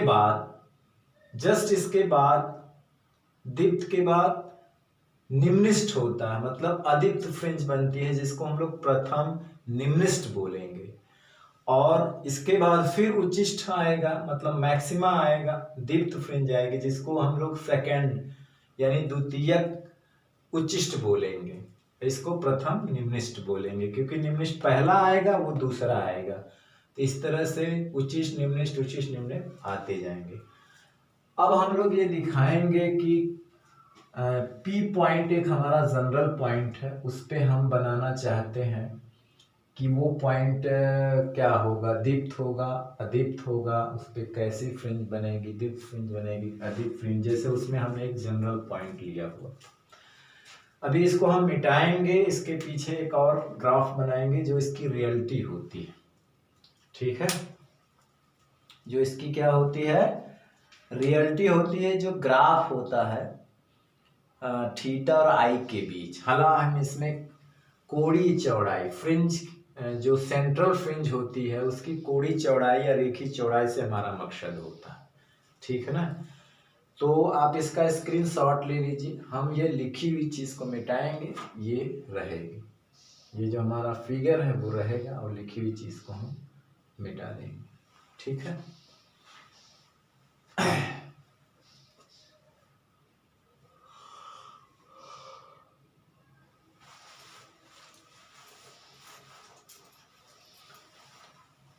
चलिए,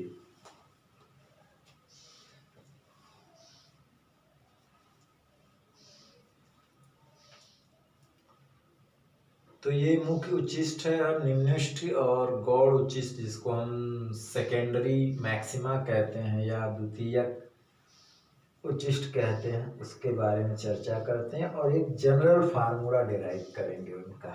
ठीक है। चलिए, और ये हमें पता हो गया कि ये जो पाथ डिफरेंस है वो bn जो है a sin थीटा होगा, अगर हम ये ट्रिग्नोमेट्री लगाएं तो।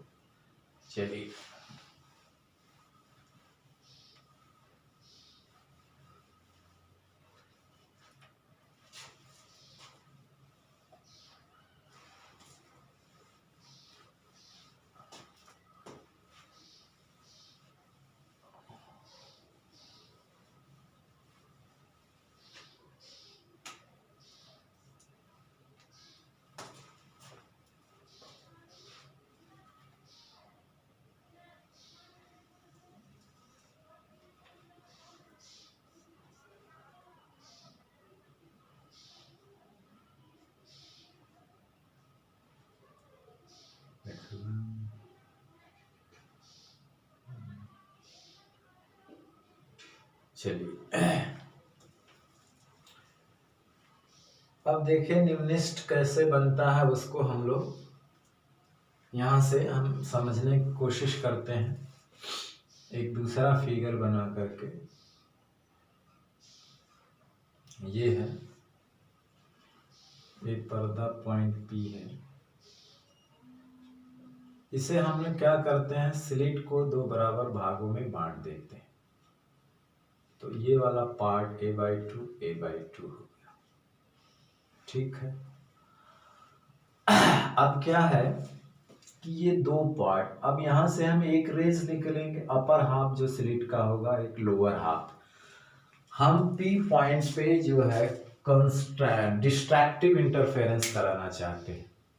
ठीक है। P पॉइंट पे क्या है कि मतलब हम एक जनरल फार्मूला डेवलप करना चाहते हैं, है ना, पी पॉइंट पे क्या है, एक जनरल फार्मूला, जैसे उसमें एक कंडीशन बनाए थे हम लोग कि ये इसके इक्वल ये होगा तो कहने का मतलब उच्चिष्ट बनेगा, इसके इक्वल ये होगा तो निम्निष्ट बनेगा, यानी वहाँ दीप्त बनेगा, दीप्त वहाँ के इंटेस्टी मैक्स में एक कंडीशन बनाए थे हम लोग कि क्या पथांतर होना चाहिए और क्या कलांतर होना चाहिए। तो उसी तरह का एक जनरल हम शुद्ध बनाएंगे कि कैसे यहाँ पे जो है दीप्त बनेगा और कैसे यहाँ पे अदीप्त। एक जनरल पॉइंट हमें यहाँ पे दीप्त बनाना भी है और अदीप्त बनाना, तो पहले हम इस पॉइंट को अदीप्त बनाना चाहते हैं।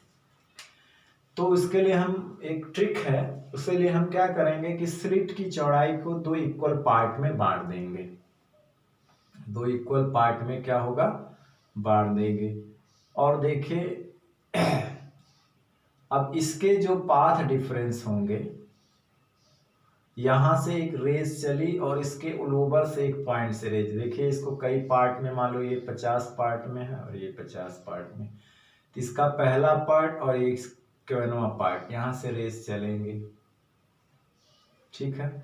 और इनके बीच जो हम लोग पाथ डिफरेंस निकालेंगे, अगर ये थीटा है तो ये a/2 साइन थीटा होगा, क्योंकि ये वाली पोर्शन क्या है, a/2 है, ठीक है। ध्यान से सुनिएगा, ये दोनों रेज अगर यहाँ पे डिस्ट्रक्टिव इंटरफेरेंस कराएं, डिस्ट्रक्टिव मतलब अगर विनाशी व्यतिकरण यहाँ पे हो रहा है, तो विनाशी व्यतिकरण होने के लिए कंडीशन क्या होती है हमारी, विनाशी व्यतिकरण होने के लिए जो पाथ डिफरेंस होता है डेल्टा एक्स, जहाँ पे bn है, ये होना चाहिए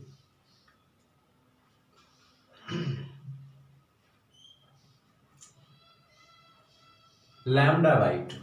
क्या होना चाहिए, λ/2। पाथ डिफरेंस क्या होना चाहिए, हमने पीछे देखा है λ/2, 3 λ/2, 5 λ/2, 7 λ/2, ये होना चाहिए, है ना। अगर वहां पे संपोषी व्यतिकरण होता है तो पाथ डिफरेंस या लैम्डा होता है ना। तो पहला 0 होना चाहिए, दूसरा लैम्डा होना चाहिए, तो हम पहला निम्निष्ट निकाल लेते, तीसरा कुछ होना चाहिए। तो पाथ डिफरेंस क्या होना चाहिए अगर यहाँ पे हम विनाशी व्यतिकरण कराना चाहते हैं, तो विनाशी व्यतिकरण होने के लिए पाथ डिफरेंस ये होना चाहिए। तो यहाँ पे जो पाथ डिफरेंस है इन दोनों रेस के बीच है, वो है क्या, a2 साइन थीटा। तो पाथ डिफरेंस क्या होना चाहिए, अगर संपोष विनाशी व्यतिकरण होगा तो इसके लिए पाथ डिफरेंस λ/2 होगा। तो यहाँ से साइन थीटा बराबर क्या हो जाएगा, यहाँ पे a साइन थीटा बराबर 2 λ/2, 2 से 2 कट गया तो a साइन थीटा बराबर लैम्डा। तो ये साइन थीटा बराबर लैम्डा आ गया। देखिए जब हमने इसको दो इक्वल पार्ट में बांटा था तो ये पूरा a था, a/2 a/2। अब एक के लिए पाथ डिफरेंस, अब एक के लिए निकाल रहे हैं path difference a2 sine theta a/2। अब देखिए इससे कि पहले यहाँ इसके निचले पार्ट से रेस जाएंगे तो पाथ डिफरेंस λ/2, यानी इसकी 50 रेस और ये 50 रेस आपस में जा करके यहाँ पर अगर विनाशी व्यतिकरण बनाएंगी तो सबके लिए पाथ डिफरेंस λ/2 ही होगा, है ना। सबके लिए λ/2 यहाँ की रेस चलेगी, फिर इसके नीचे की रेस, फिर ये चलेगी, फिर इसके नीचे की रेस, फिर ये आखिरी चलेगी, तो ये 100वीं चलेगी, ये 50वीं, ये 100वीं। तो सबके बीच पाथ डिफरेंस क्या आएगा, λ/2 आएगा, ठीक। कहने का मतलब है इसके हर रेस को ये वाली रेस का डिस्ट्रैक्ट कर दे रही है ना, काट दे रही है। यानी ये और इसकी यहां से एक रेस चली, यहां से एक रेस चली, दोनों का यहाँ कंस्ट्रक्टिव इंटरफेरेंस होगा तो वो एक दूसरे को क्या कर दे, अरे सॉरी डिस्ट्रक्टिव होगा मतलब विनाशी होगा, एक दूसरे को कैंसिल आउट कर देंगी। तो इसीलिए यहाँ के हर बिंदु से चलने वाली जितनी भी रेज होंगी उसके लिए दूसरे पार्ट में भी एक रेज होगी जो उसको कैंसिल कर देगी, जो उसको क्या कर देगी, कैंसिल कर देगी।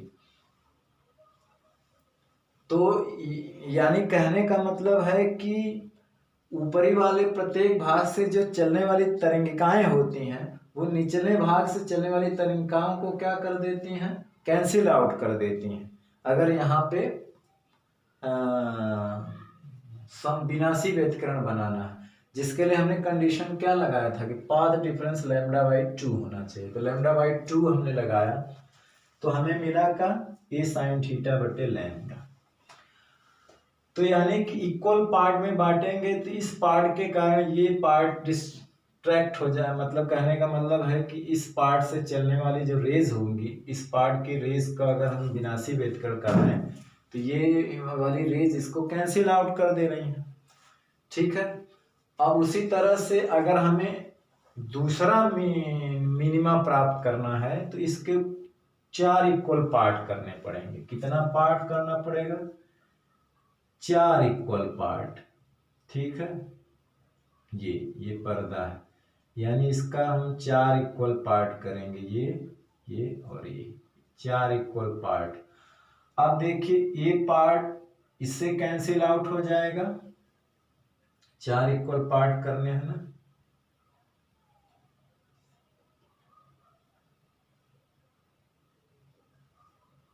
और ये इससे कैंसिल आउट हो जाएगा। अब जो है जो कहने का मतलब है जब हम इक्वल 4 पार्ट करेंगे तो ये a/4 हो जाएगा, यानी ये a/4 हो जाएगा, a/4 हो जाएगा और a/4 हो जाएगा। और इन दोनों की बात करें, अगर यहाँ पे इसके कारण अगर हम चाहें विनाशी व्यतिकरण तो पाथ डिफरेंस तो फिर λ/2 होगा। अगर देखा जाए तो 3 λ/2 होगा। तो हम ये a/4 है ना, a/4 साइन थीटा, यानी स्लिट की चौड़ाई कितनी हो जाएगी, a/4 sine theta. Path difference फिर क्या होगा, λ/2 ही होगा। ठीक है। तो λ/2 होगा कंस्ट्रक्टिव के लिए, तो a साइन थीटा बराबर क्या हो, डिस्ट्रक्टिव के लिए तो ये हो जाएगा 4 λ/2, तो 2 से 2 कट गया, 2 लैम्डा आया। इसी तरह से अगर हमको 3 मिनिमा प्राप्त करना है तो इसको 6 इक्वल पार्ट में बांटना हो, 2 4 6 8 इस तरह से पार्ट में बांटते जाएंगे तो हमारा जो इसकी कंडीशन बनेगी मिनिमा प्राप्त होने की, तो a साइन थीटा जो टोटल पाथ डिफरेंस है वो एक बार लैम्डा बनेगी, फिर a साइन थीटा 2 लैम्डा बनेगी, a साइन थीटा फिर 3 लैम्डा 6 इक्वल पार्ट में, फिर 8 इक्वल पार्ट में 4 लैम्डा। अगर हम यहाँ से फार्मूला जनरलाइज करें तो a साइन थीटा बराबर n लैम्डा, प्लस माइनस मतलब है कि वो पॉइंट के नीचे और प्लस के लिए वो पॉइंट के ऊपर, तो ये जनरल फार्मूला बन जाएगा। ठीक है। तो कहने का मतलब है कि अगर हमें यहाँ पे पहला निम्निष्ट प्राप्त करना है, पहला, तो उसके लिए हम एक ट्रिक मतलब समझाने के लिए ये है कि इसको क्या करिए, इक्वल पार्ट में बांट दीजिए और प्रत्येक भाग के ऊपरी बिंदु, यानी इसके ऊपरी बिंदु से इसके ऊपरी बिंदु से जो तरंगिकाएं चलेंगी, अगर वो यहाँ पे विनाशी व्यतिकरण बनाती हैं तो पाथ डिफरेंस λ/2 होगा। तो जब हम इसको 2 इक्वल पार्ट में बांट देंगे तो ये जो है a/2 हो जाएगा और ये path difference a/2 sine theta होगा। तो a/2 साइन थीटा और पाथ डिफरेंस क्या रहेगा, पहले केस में λ/2 ही रहेगा, है λ/2। तो λ/2 होगा, तो हमने यहाँ 2 से 2 काट दिया तो ये साइन थीटा बराबर हो गया लैम्डा। हमें अगर दूसरा निम्निष्ट प्राप्त करना है तो इसको 4 इक्वल पार्ट में, यानी कि जैसे ये 2 पार्ट था एक दूसरे को कैंसिल कर दिया, तो ऐसे 4 पार्ट में बांटेंगे तो a इसको कैंसिल कर देगा, ये वाला इसको कर देगा। तो वहां पे a/4 sine theta, path difference फिर भी λ/2 होगा, तो a साइन थीटा बराबर 2 लैम्डा होगा। उसी तरह से तीसरा प्राप्त करना है तो इसको 6 इक्वल पार्ट में बांटेंगे, चौथा प्राप्त करना तो 8 इक्वल पार्ट में, ताकि एक बिंदु से चलने वाली तरंगिकाएं जो है उसके दूसरे बिंदु से चलने वाली तरंगिकाओं को क्या कर दे, कैंसिल आउट कर दे, यानी उसमें पथांतर तो λ/2 वो तो पहले की कंडीशन है, जब कैंसिल करेगा तभी तो यहाँ पे निम्मा बनेगा, अदीप्त फ्रिंज बनेगी, तो इक्वल में रहेंगी तभी तो एक दूसरे को कैंसिल करेंगे। तो इस तरह से जनरल फार्मूला बन गया।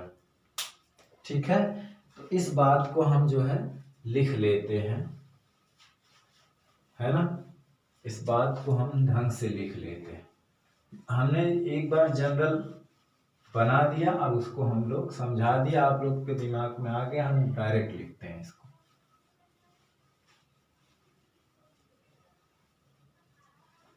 जनरलाइज पॉइंट पे लिखते हैं। अब यहां पे लिखेंगे कि P बिंदु पर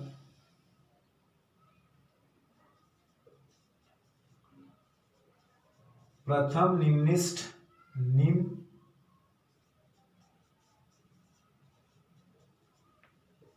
प्राप्त करने के लिए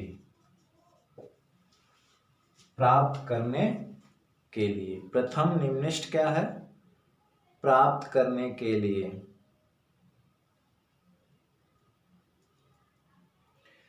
पाथ डिफरेंस क्या होगा, P बिंदु पर प्रथम निम्निष्ट प्राप्त करने के लिए पाथ डिफरेंस क्या होगा, कहने का मतलब पथांतर P बिंदु पे प्रथम निम्निष्ट प्राप्त करने के लिए पथांतर जो होगा वो a sin थीटा, जो हमारा पथांतर है ये, वो क्या होना चाहिए, लैम्डा। क्या होना चाहिए, अभी हमने जनरल फार्मूला लगाया ना कि लैम्डा, तो दोनों ओर प्राप्त होना चाहिए ना, तो प्लस माइनस लैम्डा, मतलब है कि उसके नीचे भी उसके ऊपर भी। तो ये माइनस इस O के नीचे कहीं यहाँ पे मिलेगा, जिसको हम लोग P डैश कह रहे हैं, और ये प्लस के लिए कहीं यहाँ पे होना चाहिए। अभी हमने बताया कि कैसे ये साइन थीटा जो ये पथांतर लैम्डा के बराबर क्यों आ रहा है, मतलब जस्ट अपोजिट। हमने व्यतिकरण में पहुंचे थे, ये जो पथांतर जो n लैम्डा 2 लैम्डा 3 लैम्डा होता था वो दीप्त के लिए होता था, लेकिन इसमें अदीप्त के लिए, क्योंकि हमने जब इक्वल पार्ट में बांटा तो इसके इन दो पार्ट के लिए, इसके अपर हाफ इस पॉइंट से चलने वाली तनिकाएं अगर यहाँ विनाशी व्यतिकरण बनाती हैं तो उस केस के लिए पथांतर हमारा क्या होना चाहिए, λ/2, 2 कैंसिल हो गया, तो रियल में पथांतर ये वाली और यहाँ से चलने वाली जो रेज हैं ये रियल में इसकी बात करें तो उसके लिए पथांतर कितना होना चाहिए, इस पॉइंट से चलने वाली, तो पथांतर कितना हो, a sin थीटा लैम्डा।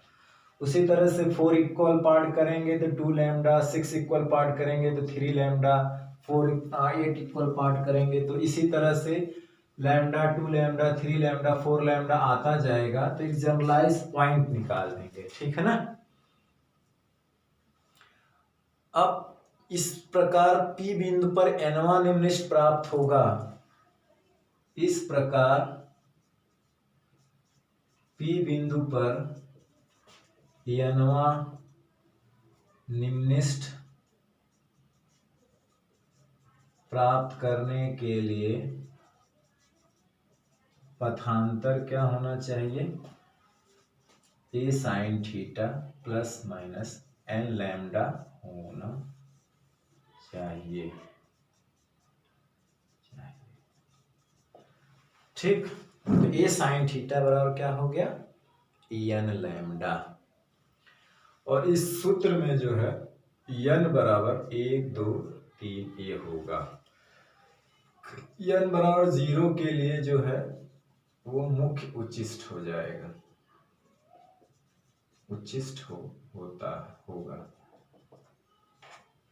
ठीक, तो ये आएगा, तो a sin थीटा बराबर प्लस माइनस क्या हो गया, n लैम्डा आ गया। ठीक है, n लैम्डा आ गया। अब इसमें आप चाहें तो 1 थीटा 2 थीटा रख करके वो निकाल सकते हैं। यहाँ पे एक चीज करें, यदि थीटा का मान छोटा हो तो साइन थीटा को हम लोग रख सकते हैं थीटा, तो इसीलिए ए थीटा बराबर हो जाएगा n लैम्डा थीटा बराबर हो जाएगा प्लस माइनस एन लैम्डा बटे ए, है ना। और एन की वैल्यू हम जान ही रहे हैं, जहाँ एन बराबर 1 2 3 4 ऐसे से आए। तो इसी तरह से हम निकालना चाहें द्वितीय निम्निष्ठ, ये प्रथम निम्निष्ठ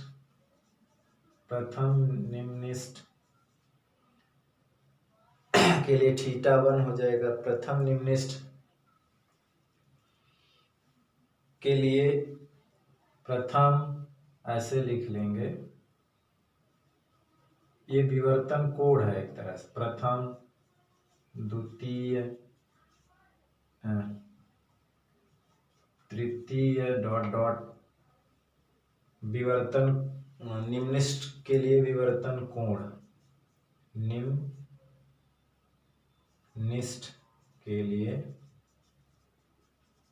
विवर्तन कोण क्या हो जाएंगे, जो थीटा 1 थीटा 2, तो जो विवर्तन कोण हो जाएंगे, पहला हो जाएगा lambda by a plus minus, दूसरा हो जाएगा 2 lambda by a, 3 lambda by a, बाकी ऐसे आएगा plus minus lambda by a plus minus 2 lambda by a. तो इन पॉइंट पर, इन कोणीय स्थिति पे, एक तरह से इसको कह सकते हैं एंगुलर पोजीशन पे निम्निष्ठ बनेगा।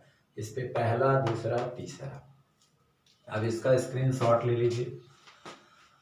ये जनरलाइज्ड फॉर्म हो गए। अब हम जो है बात करने जा रहे हैं कि हम अगर वहां पे उच्चिष्ट प्राप्त करना चाहते हैं, पहला तो यहाँ मिल गया जिसको हम लोग मुख्य या सेंट्रल उच्चिष्ट कहते हैं, दूसरा उच्चिष्ट कैसे प्राप्त करेंगे।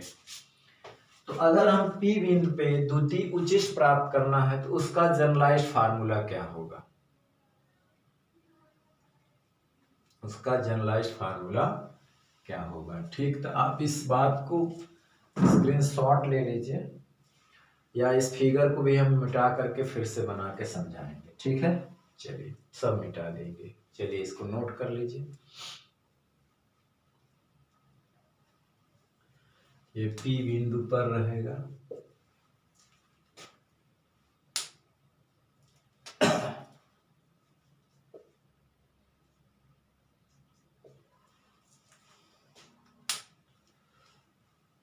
चलिए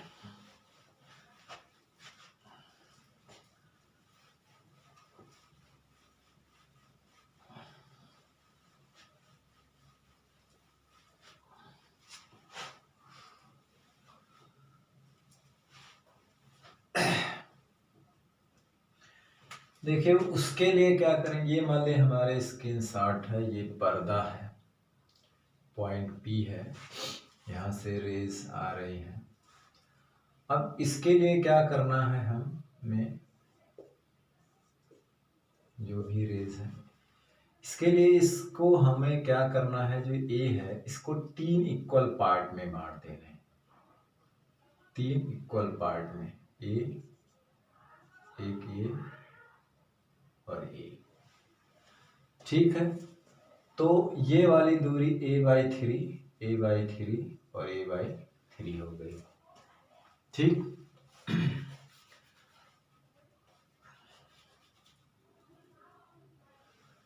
अब हम P पे प्राप्त करना चाह रहे हैं द्वितीय उच्चिष्ट, जिसको गौण उच्चिष्ट के नाम से जानते हैं। तो कैसे, मतलब है कि उसका एक जनरल फार्मूला कि पाथ डिफरेंस कितना होना चाहिए कि यहाँ पे पहला दूसरा उच्चिष्ट बने। ठीक है, 3 पार्ट में हम इसको इक्वल डिवाइड कर दीजिए। ठीक है,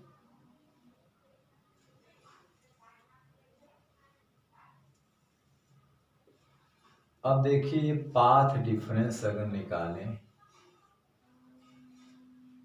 तो जैसे ये तो पूरा हो जाएगा a sin थीटा, ये b था और a था, ये n था।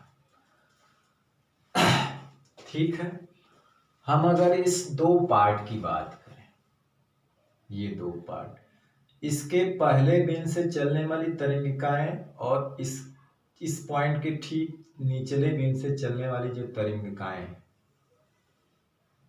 और ये अगर हम इन दोनों का, अब जैसे देखिए a/3 तो ये वाला जो होगा पाथ डिफरेंस, एक बात अगर करें ये वाला, तो ये हो जाएगा path difference a/3 sine theta, अगर ये कोण थीटा।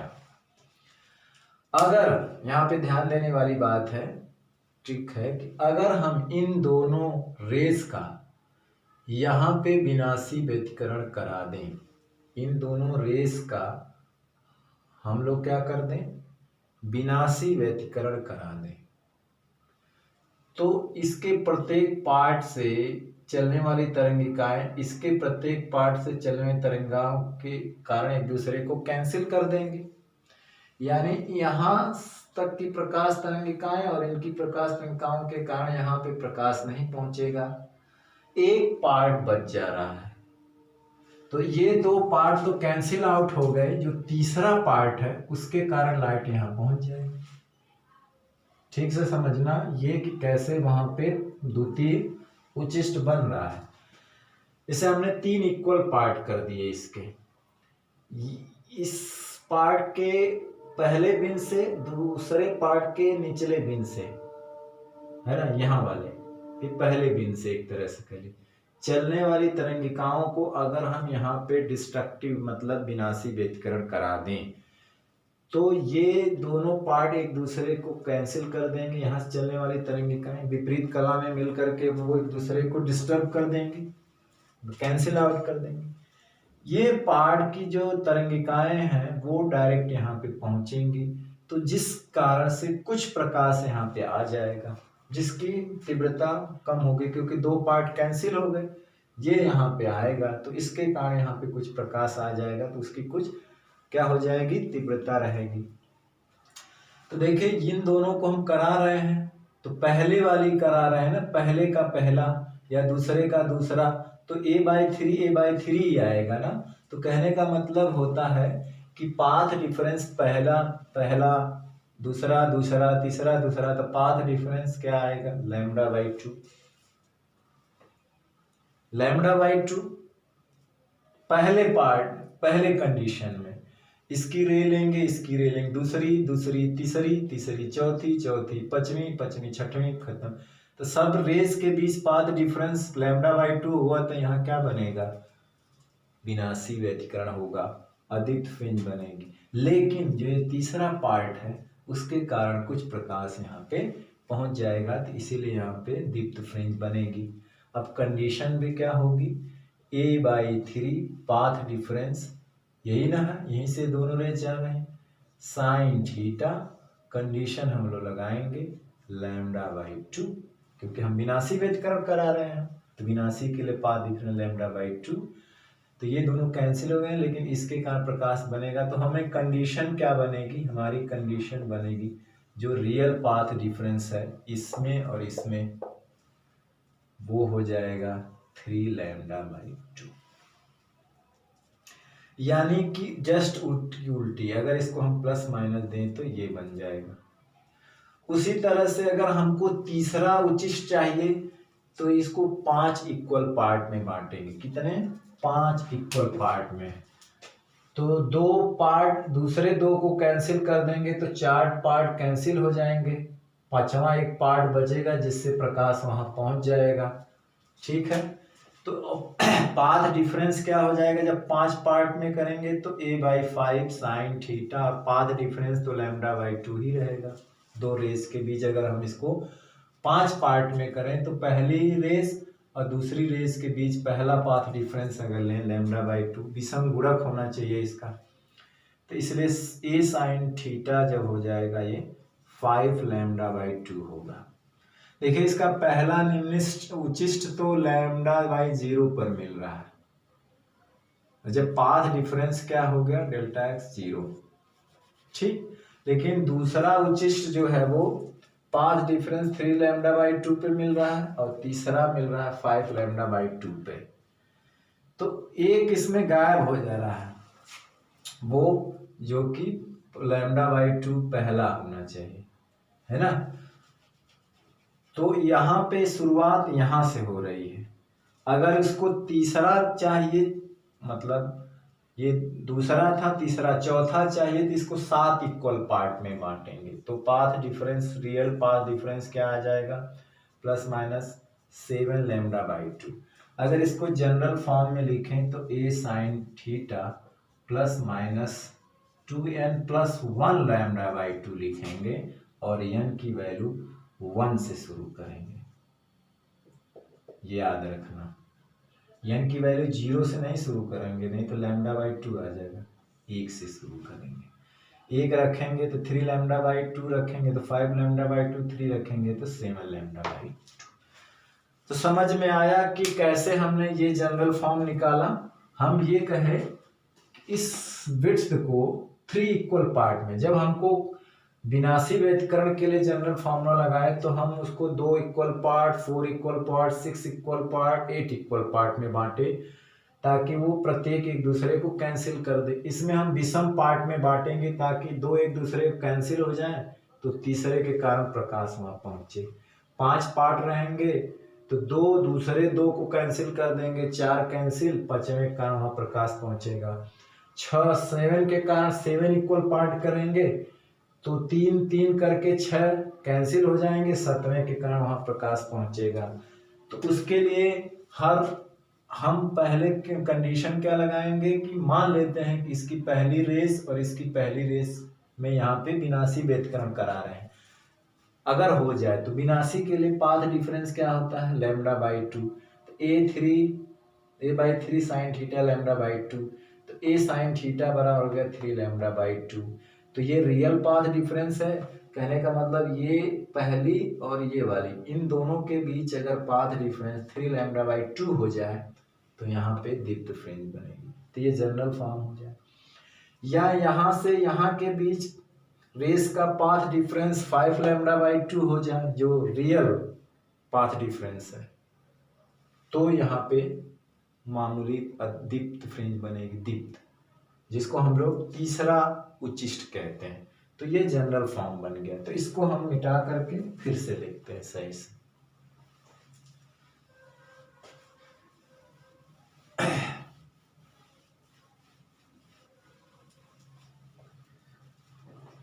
तो चलिए हम लिखते हैं, लिखेंगे कि और अपेक्षाकृत कम चमकीले उच्चिष्ट प्राप्त होते हैं। और क्या होते हैं, 2 निम्निष्ठों के बीच में, जैसे पहले सेंट्रल उच्चिष्ट था, फिर एक बीच में मिनिमा बना, फिर उच्चिष्ट, फिर मिनिमा। तो मिनिमा के और इस मिनिमा के बीच भी एक मामूली उच्चिष्ट बनता है। तो उसे लिखेंगे कि 2 क्रमागत निम्निष्ठों के बीच, 2 क्रमागत निम्निष्ठों के बीच अपेक्षाकृत कम चमकीला क्यों होता है, क्योंकि लाइट का आधा पोर्शन कट जाता है, केवल एक हिस्सा। 5 पार्ट बांटे तो 4 पोर्शन कट गया, 3 पार्ट बांटे 2 पोर्शन कट गया, एक पोर्शन की लाइट पहुंच रही है। तो इस अपेक्षाकृत कम चमकीले उच्चिष्ट प्राप्त होते हैं, उच्चिष्ट प्राप्त होते, अपेक्षाकृत कम चमकीले क्या होते हैं, उच्चिष्ट प्राप्त होते हैं, है ना। जिन्हें गौण उच्चिष्ट मतलब छुपे होते हैं, या द्वितीयक उच्चिष्ट कहते हैं, या द्वितीयक उच्चिष्ट कहते हैं।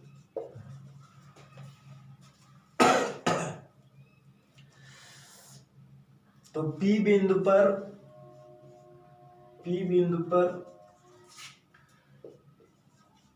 द्वितीयक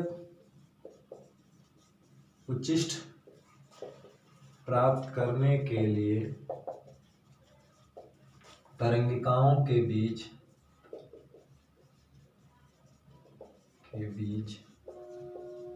पथांतर क्या होना चाहिए, a sine theta plus minus 3 lambda by 2, है ना। इस प्रकार P बिंदु पर एनवा उच्चिष्ट एनवा ना, एनवा गौण उच्चिष्ट कह सकते हैं आप। गौण उच्चिष्ट के लिए पथांतर क्या होना चाहिए? जनरल फॉर्म अगर देखा जाए तो a sin theta plus minus 2n plus 1 lambda by 2, जहाँ n बराबर 1 2 3 4 ऐसे डैश डैश। ठीक, अब यहाँ पे लिखेंगे कि यदि थीटा का मान छोटा हो तो, यदि थीटा का मान क्या हो? छोटा हो, तो यहाँ पे क्या हो जाएगा?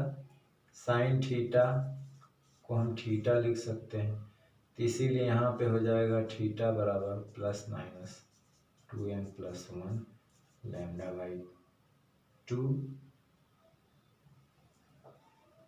लैम्डा बटे 2a। इस प्रकार जो है, और यहाँ पे ये भी रख सकते हैं कि जहाँ n बराबर 1 2 3 4 ऐसे ऐसे। इस प्रकार प्रथम द्वितीय तृतीय चतुर्थ गौण उच्चिष्ट के लिए जो विवर्तन कोण क्या होगा, इसे विवर्तन कोण कहते हैं। जहाँ पे वो थीटा है ना, वो विवर्तन कोण है। तो कहने का मतलब एक मुख्य उच्चिष्ट है, कभी कभी उसको लोग आप द्वितीयक उच्चिष्ट तृतीयक होते हैं, या आप उसको एक को मुख्य मान लीजिए, तो पहला दूसरा तीसरा, जिसको हम गौण बोलते हैं। गौण इसलिए बोलते हैं कि पहले के अपेक्षा वो कम चमकीला होता, गौण होता। तो इस प्रकार प्रथम कहिए या इसी को द्वितीय से शुरू करिए, कोई दिक्कत नहीं है। प्रथम द्वितीय प्रथम द्वितीय तृतीय गौण उच्चिष्टों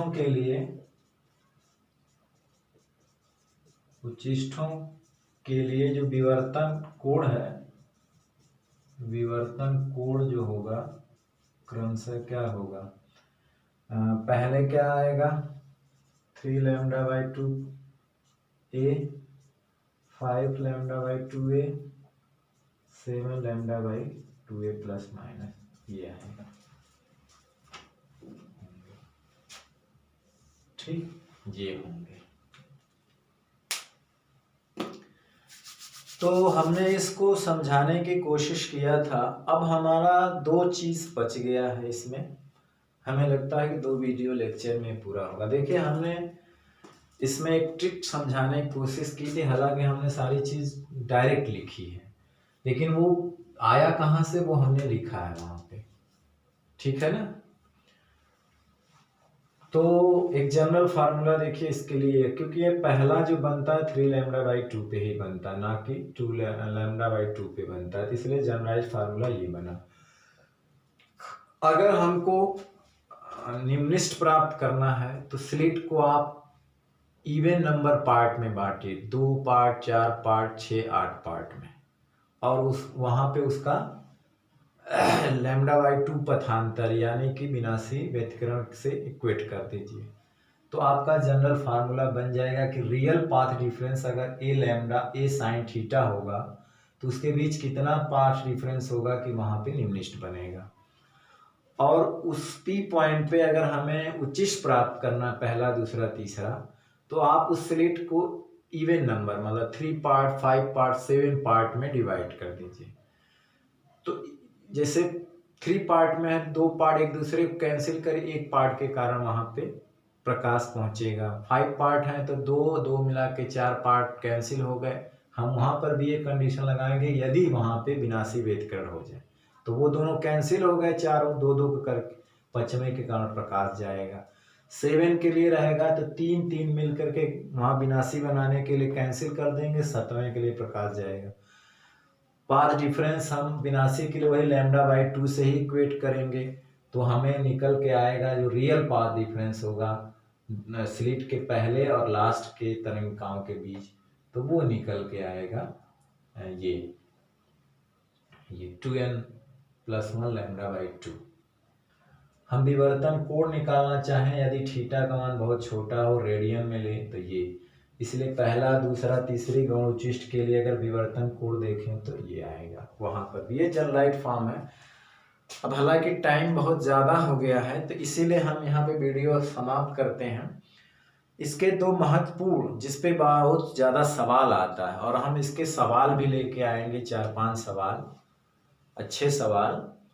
और जब बहुत इम्पॉर्टेंट चीज़ है जो हमने उस फिगर के साइड में नहीं बनाया तो हम अलग से बनाएंगे उसको।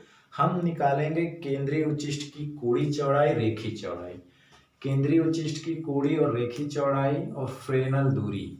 इसके बाद फ्रेनल दूरी है जो कि उस पर भी सवाल आता है। तो ये दो चीज़ प्लस इसके कहने का मतलब इसके न्यूमेरिकल, वो अगले वीडियो में आएगा। नहीं, हमको एक वीडियो और बनाना पड़ेगा, नहीं तो ये बहुत वीडियो लंबा हो जाएगा। ठीक, तो चलिए, मुझे आशा है कि ये बातें आप लोगों को समझ में आ गई। मैंने समझाने का प्रयास किया था। आई होप कि आप लोग को समझ में आया होगा। तो चलिए, वीडियो लेक्चर अब यहीं समाप्त करते हैं और अगला वीडियो लेक्चर इसके नए टॉपिक के साथ, जो कि जिस पे हम सारा न्यूमेरिकल डिपेंड है, वो हम लेके आएंगे। हमने सोचा था कि हालांकि अब उसको भी इसमें शामिल कर लेना चाहिए था कि हो जाए, ताकि और अच्छा होता, लेकिन हम वहाँ से उसको शुरू करेंगे। तो आप क्रमवाइज दोनों वीडियो देखेंगे तो आपको समझ में आ जाएगा। तो चलिए, आई होप कि आपको पसंद आया होगा और ये वीडियो लेक्चर यहीं समाप्त करते हैं। अगले वीडियो लेक्चर में नेक्स्ट टॉपिक के साथ मिलते हैं। तब तक पढ़ाई करते रहिए, पढ़ते रहिए। All the very best. Thank you very much. और एक रिक्वेस्ट आप लोगों से ये है कि जिन लोगों ने ये चैनल, जो लोग देख रहे हैं, उनसे ये रिक्वेस्ट है कि प्लीज़ मेरे इस चैनल को आप सब्सक्राइब ज़रूर करें। Thank you very much.